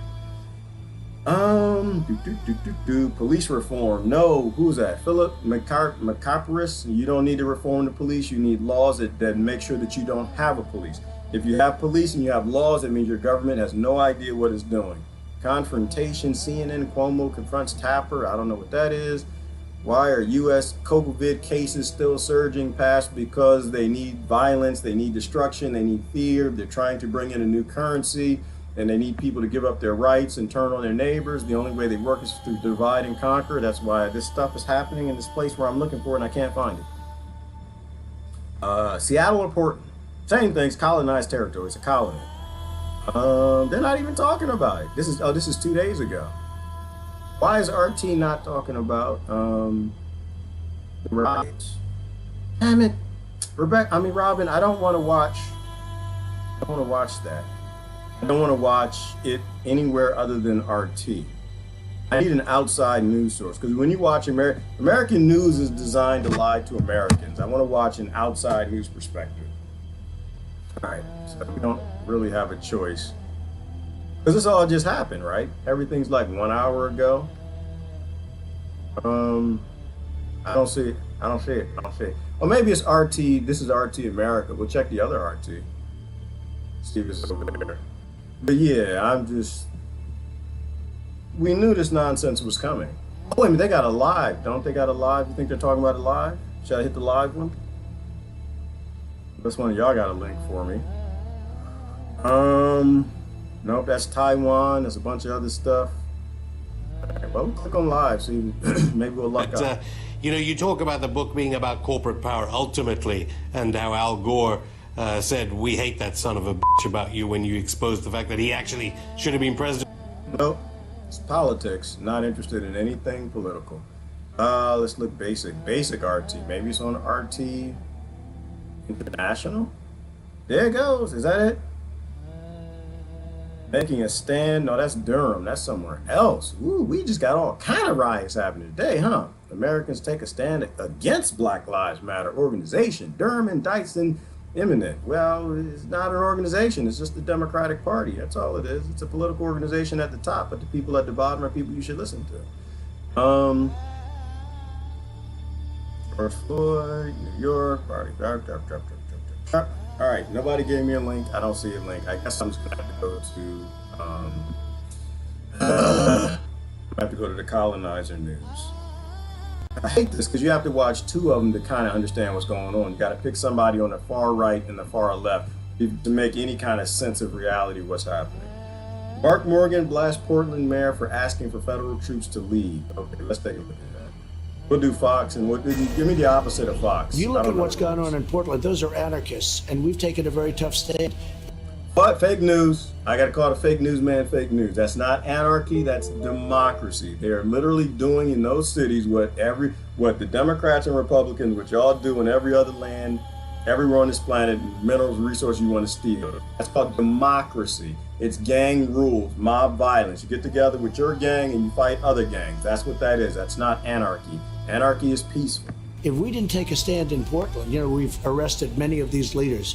If we didn't take that stand, right now you would have a problem like, they were going to lose Portland. President Trump defending his decision to deploy federal... Portland was never yours. It's not you. You got Native Americans, they all over. And I'm related to some of them. Donald Trump, you probably are too. And we stole it from them. Portland is not ours. Officers to Portland. Mayor Ted Wheeler is demanding they leave the city. Now, House Democrats are calling for an investigation into reports of agents unlawfully arresting protesters.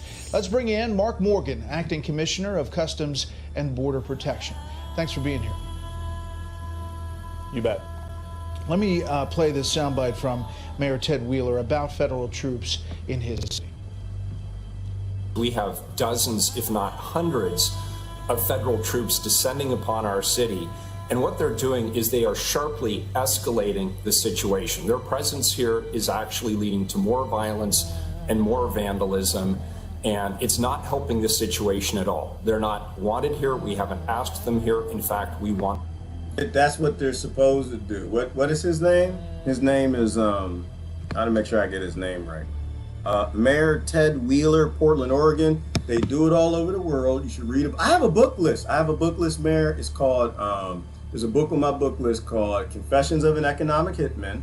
We do this all over the world. Anytime the federal government shows up, it's their job to destabilize everything because they got a means of making profit. Usually it's because they want to steal land or steal some resources, and they got to convince the monkeys in their country that they're doing it for democracy and freedom. So they find a good excuse to go do it. So if they're there causing trouble and destabilizing things, Mayor, guess what? That's what they're supposed to do. They're not supposed to help. That's not their job. Their job is to cause chaos and profit from it. All right. You read that book. It's called Confessions of an Economic Hitman, Mayor. Want them to leave. Commissioner, your response to that?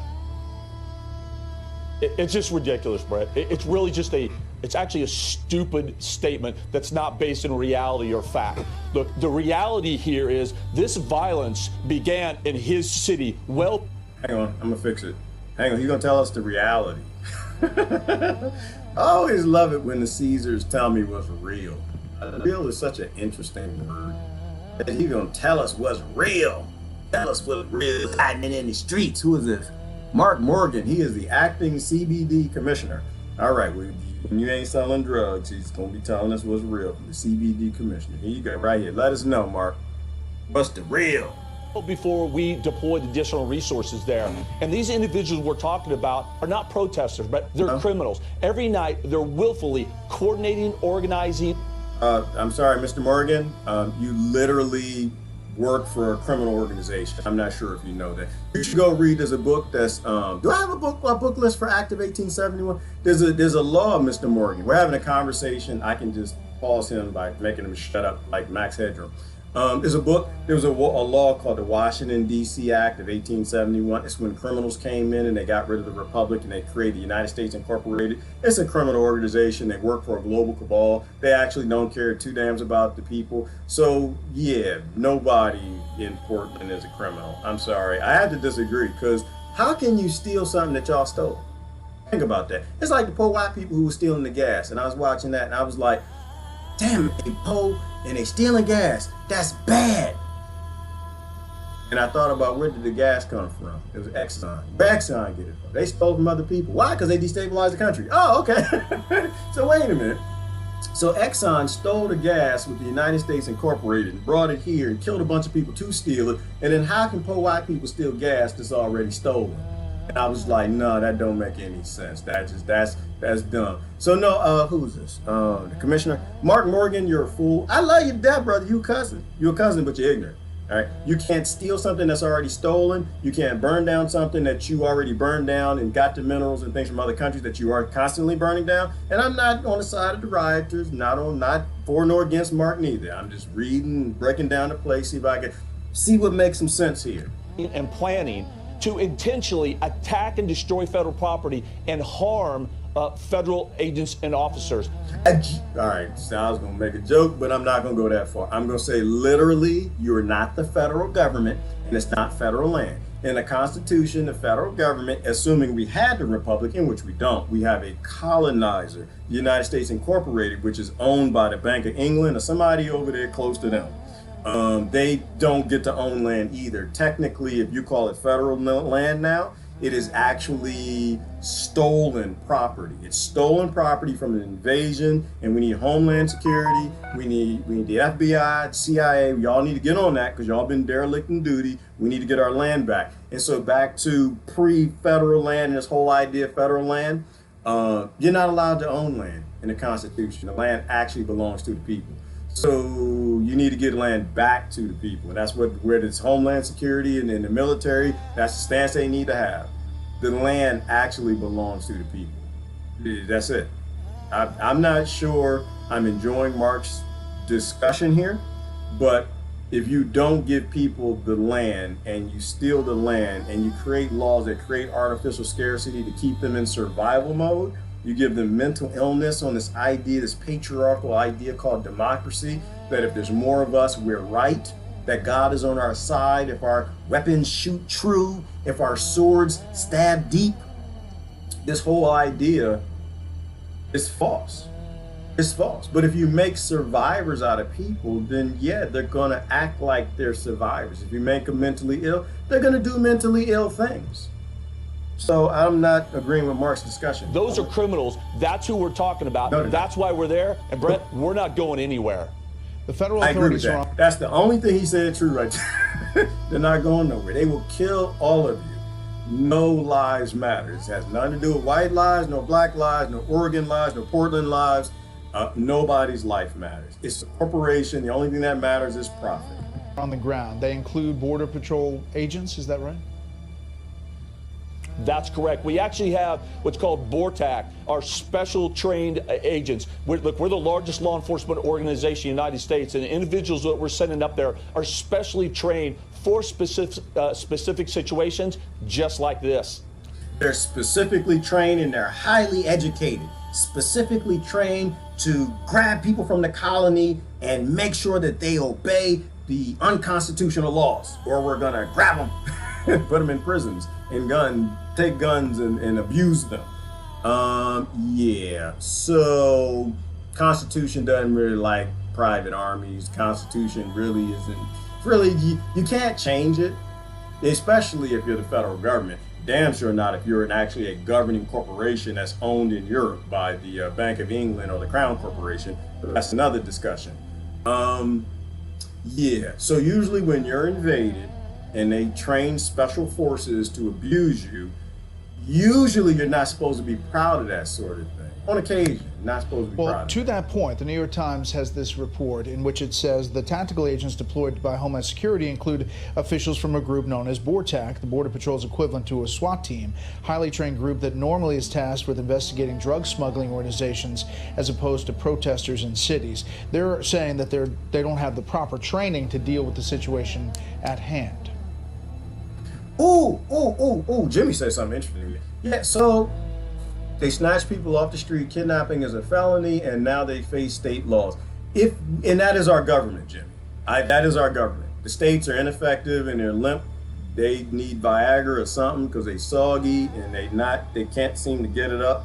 But they were purchased, they were bought, and they need they need United States. So that's how they are. So I don't think the states will ever go after a United States Incorporated invasion force. But they need to, and they should. They need to, and they should. If you kidnap people or children, which is the #1 industry, the number one for-profit model and budget expenditure of the United States Incorporated is human trafficking, which is why this is all very interesting to me, because this is Fox News, and usually the right is on the Fox News side, and they think this is for to help people and you're a patriot.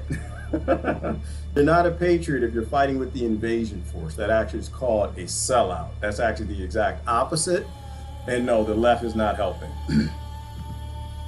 It's just false. It's kind of ironic. So they're saying they're highly trained, but then they're not trained. So these individuals, as well as from our Office of Field Operation, our special response team, they are specifically trained in this. We have over 300 ports of entry, a lot of those land ports of entry, which we have individuals who come to that in large groups and protest on a regular basis. So not are they trained, but they're highly experienced in exactly these types of situations, Brett. How do you get the emotion down? How do you take it down a notch? You tell people you're going to give them the land back. You tell people that all the land that you stole, that you're going to give it back to them. You tell people that you're going to start governing them and stop ruling them.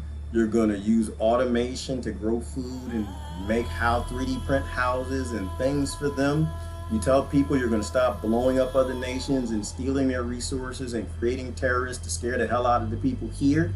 I don't know. You tell people what they want to hear. You tell people you're going to leave them alone. You tell people you're going to start deleting the laws that are unconstitutional so that they can grow their own food and their own medicine. You're going to let them be free on their own land. That's what you do. That's how you get emotion. Because most people out in the street, they think they're fighting for George Floyd, and that's not what I see. I like to take it back to the root. The only reason you even got a George Floyd is because you got poverty, and that's assuming wherever you fit in the spectrum of whether or not things are false flags or not doesn't really matter. The bottom line is you got poor people in the nation, and poor people don't like that. So that's how you bring down the emotion, is you give people hope. That's what you do. You don't bring down the emotion by sending in tanks. You bring down the emotion by giving people hope. The same reason people join the Ku Klux Klan and white nationalists is the same reason that people out in the street now, because they don't have any hope and they don't care. And people who don't care, they're fine with you killing them. They don't actually care. They don't have any hope. They'd rather end and things go extinct or their body go extinct than to be a slave any longer and being controlled by you. So that's what I see, Robin. I guess we'll watch the rest of it. With the people that you have on the ground. The Portland mayor is saying that you're inciting it. Obviously, the president and the federal government believes that you have to be there because the violence is getting out of control.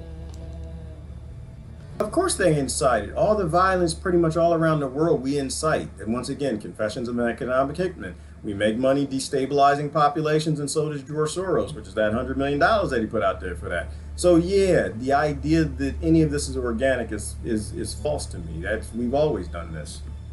But the president is right, and that's actually right. We actually have a statutory responsibility. The Federal Protective Service has a statutory responsibility to protect federal buildings.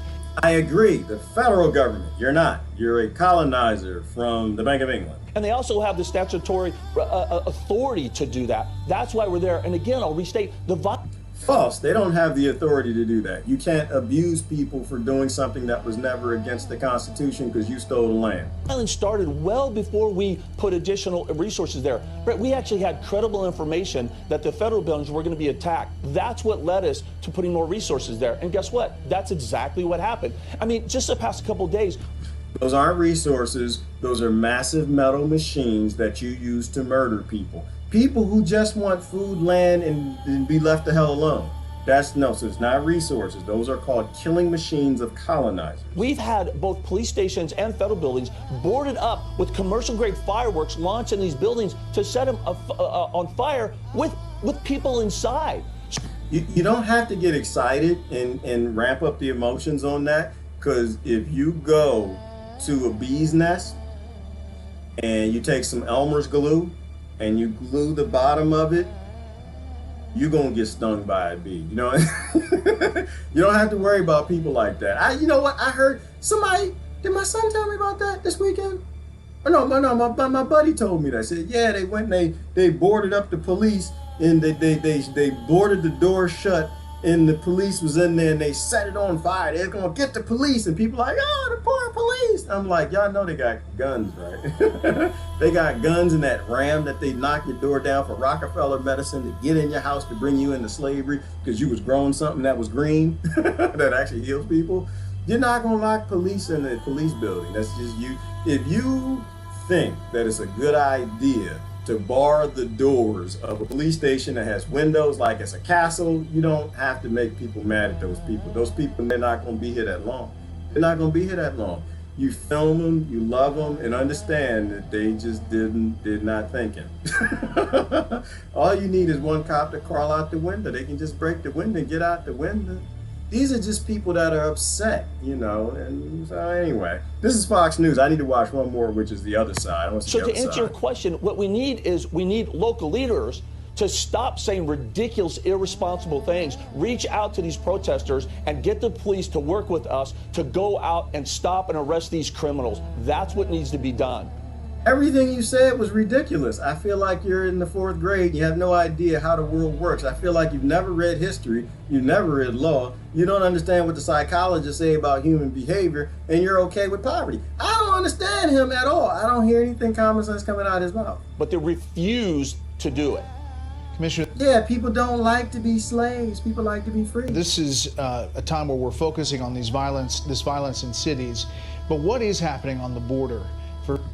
Violence in cities is never new. What's his name? I don't know his name. Mr. Blue Man Shirt Man with the red tie. Yeah, violence is usually when you do violence, it begets violence. If you live by the sword, you die by the sword. I mean, the sword gonna be all around. If you steal other people's land and you kill a bunch of them and you rape them and you put them in schools and break the generation so they become the next group of people that you colonize, they gonna take up swords. But the violence never stopped. We literally have a society that's based in conflict. It's a group conflict-based system where racism is baked in as the model along with the conflict. So the violence never stopped. We just like to hide the violence. We like to pretend. Like, you know how people say this to you? They say, well, things are getting better in the world. Like, no, actually, they're not. We have more technology and the billionaires have more money, but things don't get better. What we do is we push the violence to the countries that we're not in. That's what we do. See, mostly the Middle East was peaceful, and so was Africa and Australia and Europe and other places were really peaceful. But we make them more violent because we're lazy and we like the convenience that modern society brings. So we're happy with the slavery and the war and colonization. And so we let them colonize and break other nations. We put in puppet governments to steal their resources. And so we push that violence into those cities. Violence, this system is bathed and born in blood, and it doesn't go away because you march on the street and you got Sharpie signs, nor because you got on a red tie and a blue shirt and you live in a very peaceful neighborhood and you want it to work that way. That's not how the world works. For people who want to know what's going on there. I already told you what's going on. So right now, so Brett, I'm glad you asked me that. Right now, what our main focus is, look, every single day we continue to stop criminals and apprehend criminals and drugs that are pouring in, killing citizens. You can prevent criminals. You ain't even got to stop them, brother. All you have to do is give them the things that they need so they don't want to criminal or the no. And you don't write laws making them criminals because they just do things that you don't like that they do because they don't make profit. So you actually don't have to stop criminals. You can prevent all crime and all violence with the Zeitgeist movement, resource-based economy, Venus Project. Give people what they want and they'll never leave their land to go hurt anybody. They'll be too scared to because they're living in abundant times. Country. But right now, obviously, COVID-19 is absolutely focused for us. And because under the CDC order, what we refer to as Title 42, this is not a border enforcement issue. This is a public health issue. No, that's a global for-profit vaccine company that's telling you what to do. And I'm glad he said it that way because of the CDC order. He's telling you who he is. He's telling you right there. We work for the United States Incorporated, which was set up by the Bank of England in bed with the UN, the WHO, and CDC, and they're all international criminals who invaded your nation and we're being ordered what to do. It's a global event, which is why you need to stop being American, stop being divided and conquered. It's a public health order that came from CDC. And what that does... CDC doesn't care nothing about public health. They can't even spell health. You look at the board of them, ain't none of them healthy. They're all drug dealers and they're all on drugs. That's number one. So we talked about Rockefeller medicine. So they have no interest in health. They ban every cure that comes across their desk, and they ban anybody out there and put them in prison or kill them if they create a cure. So we dealt with that early in the video. Is that gives the CBP the authority to, when we encounter someone, to immediately return them back to Mexico. About 86% of those we apprehend, we return back to Mexico in about under 2 hours. Well, you shouldn't really do that, because if they've been coming here for 2,000 years, maybe they have more right to the land than we do. That's why I don't do the whole immigrant thing, because Christ was an immigrant. It's a good thing that some of us actually read that Bible and believe and understand that. But I get the whole bipolar paradigm thing. One political party wants to bring them in and not take care of them, so they become criminal, or not take care of them, so they rob and steal and do things to survive, which is what they're supposed to do. So they can create more social engineering and laws in police state and increase their prison industrial complex. And the other side don't want them coming in at all, like just completely agnostic to the idea they've been here. Me, I'm always in the middle. It's like, that's not a solution. They're coming here because we blow up their country and the war on drugs is there. So they want to be there, so they come here, because some of them know that we cause the problem. And we live high in privilege on that problem. Why not just help them? I don't know, ever, like, just help them? We got the technology, we got the ability, we just choose not to. We damn sure got the land. All right, I think that's it for him. And that prevents us from introducing those into our system and really furthering the spread of COVID. It's actually been a game changer, and I believe it saves countless lives in this country. I'm sure he's a Republican, so translate all of that. We're going to keep blowing up their country, so they keep coming here. We need a for-profit medical police state, that's what we're supposed to do, from global international billionaires. So we're going to keep playing this game, the left and right paradigm, and it's all controlled opposition. That's what I hear. That's all I heard right there. So that's that. Is CNN their opposition or ABC? I'm going to watch one more, because the only way, if it's not on international news, you got to watch one side's lies and you watch the other side's lies and realize that the truth is probably somewhere in the middle.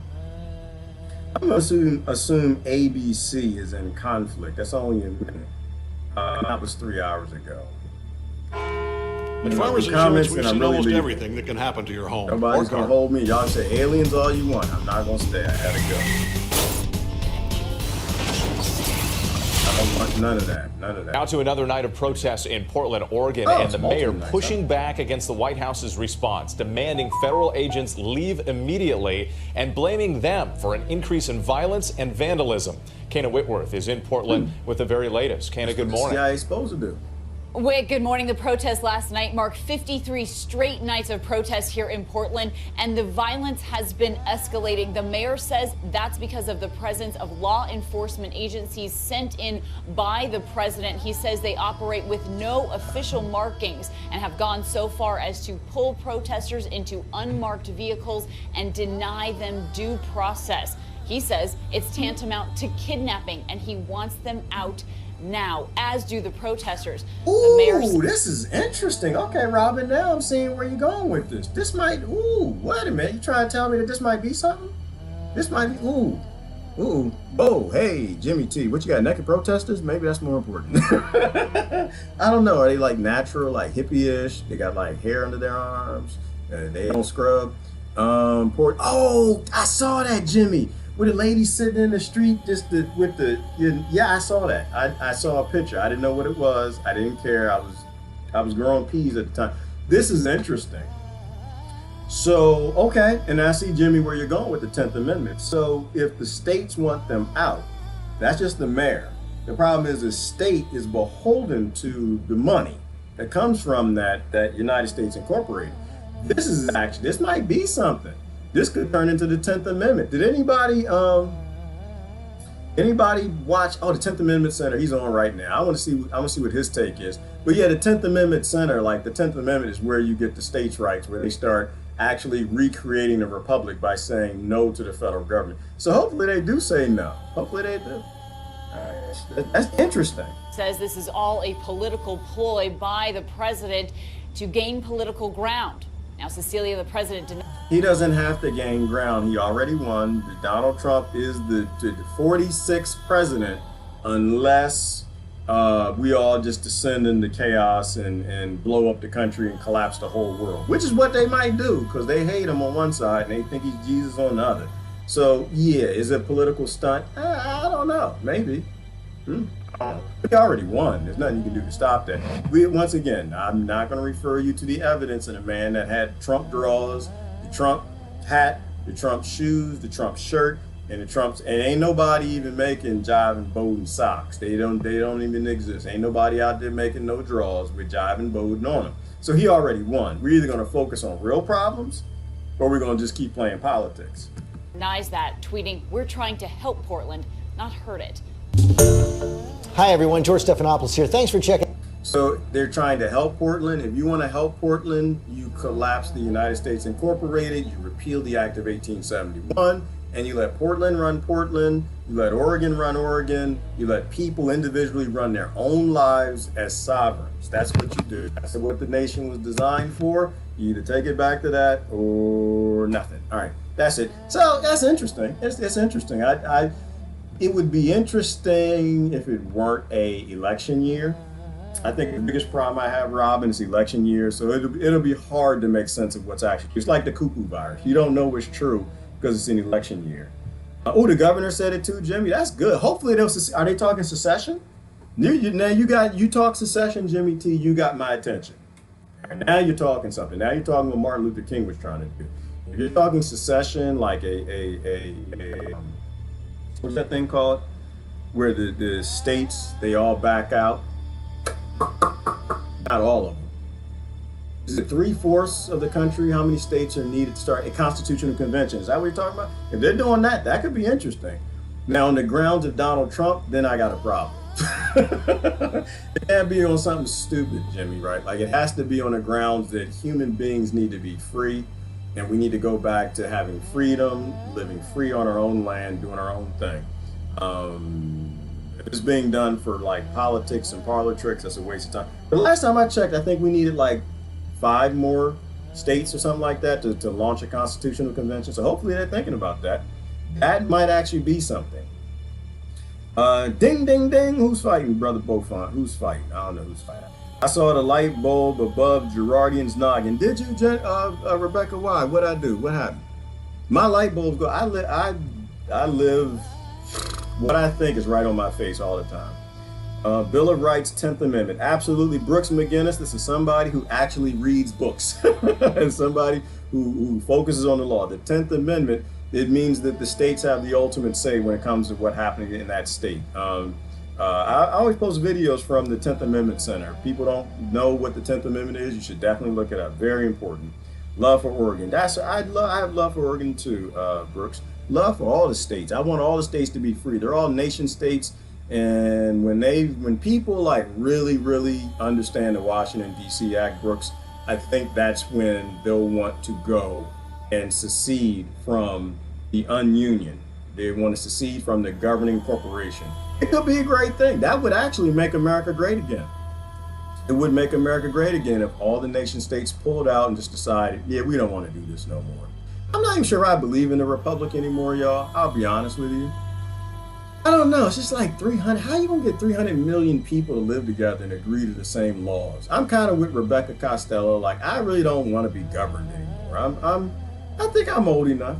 I think I can figure out, for the most part, when I'm supposed to run in from being in the middle of a river that's got a dam that's holding back water and they're releasing water. I kind of feel like I got a young son tell me when it's time to run. No, I don't believe in being told what to do. I think Beaufont is old enough. He can make his anus cakes if he wants to. I think Karen is old enough. She can grow some cannabis or something if she wants to. Miss Tree is definitely old enough. And Brooks is old enough. I just believe in people are free. They should be able to do what they want to do. As long as peace will not hurt anybody, none of my business. We are on the attack and going to court in or ACLU launched moments ago. Thank you. Ha ha ha. That'll make Jimmy, that'll make America great again. Go ahead and free the nation states. I hope that happens. That would be nice. Hopefully, somebody said, is Donald Trump going to be the last American president? I hope so. I hope so, because, well, the last United States Incorporated president, that thing needs to go away. It is definitely a creature from Jekyll Island that needs to completely go away. If it's law, it's already contrived. Doesn't matter how well you know the rules. If the game is rigged. Ooh, oh, y'all must be having a discussion. Yeah, that's the fun part about laws, Beaufont, is there are no laws, really. There are no laws. They don't exist. It's all fantasy. But then that gets to kind of Rebecca's point. As long as you got a government, then yeah, you really ain't got any rights. You literally say that you mommy and daddy and I'm child, and you can take those rights anytime you want. It's the basis of a government. All right. Ooh, y'all are discussing. Ooh, y'all having a discussion, argument, fight thingy. Nope. As Deborah said, nope, they get no help. They are being subjected to the laws Obama signed in 2012 called the Patriot Act. They can be arrested and held indefinitely without a cause given and no contact with anyone. And they made the act to do that. And rump, y'all got so many words for people. Obama and rump never canceled the act, so too bad for them. The feds got them. They did not pay attention. And Deborah Shepard Willett is actually pretty correct on that point. I'm not sure who's talking to who because I can't see on Facebook. The reality is the Democrats and Republicans did that together. And why they do that together? Probably to do that. They can do anything they want to anybody. We did a video discussion thingy, and I thought we called it the Fourth Reich, if I'm not mistaken. So everything happened, everything Hitler did is legal. Here, they can do anything they want to. They can take the children, they can take you, they can put you in Guantanamo, they can detain you indefinitely. There's nothing that they have to respect. They're a corporation. They're not beholden to a constitution. They have a mission statement. And I don't think anybody I know has ever even read that mission statement. But they got the Patriot Act, they can do anything they want. But even without the Patriot Act, they always did anything they wanted. So, yeah. It was probably a bad idea to continue playing politics with two political parties who obviously didn't give two damns about anybody, and now they're actually starting to show you who they are. A very raspy voiced, beautiful woman, because all women are beautiful, told you someone shows you who they are. Believe them. And y'all didn't believe them. Y'all thought they were still a government. You thought they was governing, but they're just a corporation. You have no rights. No lives matter. Deborah, and they're going to do what they want to do to anybody they want when they want. Until you walk away. It's all a belief system. The cool thing, though, is the left and the right want the same thing. They actually want freedom. They actually want to be left alone. They just can't see it. They're too busy fighting and arguing over the ideas of how to get free and how to have a better life instead of just demanding the better life from a government that has all the resources, the robots, and the automation that can do it, that can free the human race. All right. I got to get going. This was a long one. For reasons of the state. Yes, always for the state, Beaufonts. Always the Caesars. Always the Babylonians.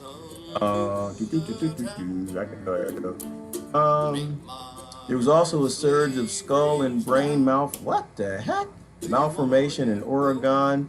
A white back that citizens attempted to trace to industries a few years back. I can't even read that. Governance doesn't really care about MST, most of us. Right. They don't know. They don't care about none of us. They don't care. They don't care. They act like they don't care, which is actually pretty good. It's actually pretty good. This is why I say I think we're honored to live in the time that we do, because it's obvious they don't care. It's obvious they don't care. The ball is in our hands, right? They literally kicked the ball to us like we're playing kickball. It's like, your turn. They kicked us the ball. We don't care about you. Your turn. We don't care about your health. We don't care about your life. We don't care about your freedoms. We don't care about your sniffles. We don't care nothing about you. We could care less. We got bunkers and government continuity. We're going to go hide if the apocalypse starts and zombies walk. We don't care at all. What y'all going to do? And they kicked us the ball. Your turn. And you got one side yelling and screaming about racism, the other side yelling George Floyd, the other side yelling about freedom, and the other side yelling, and America and all the privilege and all of it. And I'm just like, yeah. How about we just don't do this 3,000 years worth of master slave relationships no more with government? What Rebecca said. How about we just get rid of it? How about we just walk away? What if we just rule our own lives for a little while and just decide finally and forever We don't need no underoos. We don't need no diapers. We can take care of ourselves and do our own things. We use all the automation that y'all use to blow up other nations and just grow food and just free everybody. That's what I like. All right. Something grows historically laughing as they sit at a game table playing Risk with one another's life. Yes, Miss Tree, I think that's more of what the real world actually is. It's just trillionaire families, billionaires, banks, massive corporations, holding companies, all just sitting around a table, just playing cards. Playing cards, betting. We're all pawns in this. Nations are pawns. Political parties are pawns. And until I think we embrace that money and power rule the world, we'll always be played by the money and power. All right, this is Gerard, this long one. I got to go. Y'all have a great, fantastic day. Thank you for that little piece of what's going on, Robin. Yes, it's always been going on. Ain't new. It's all old. It's all old. There's no news. It's all old. But this is interesting because maybe this will turn into something if people actually discover some consciousness or sentient and decide they want to breathe it. This is Gerard. Gotta go. Y'all have a great day. Bye.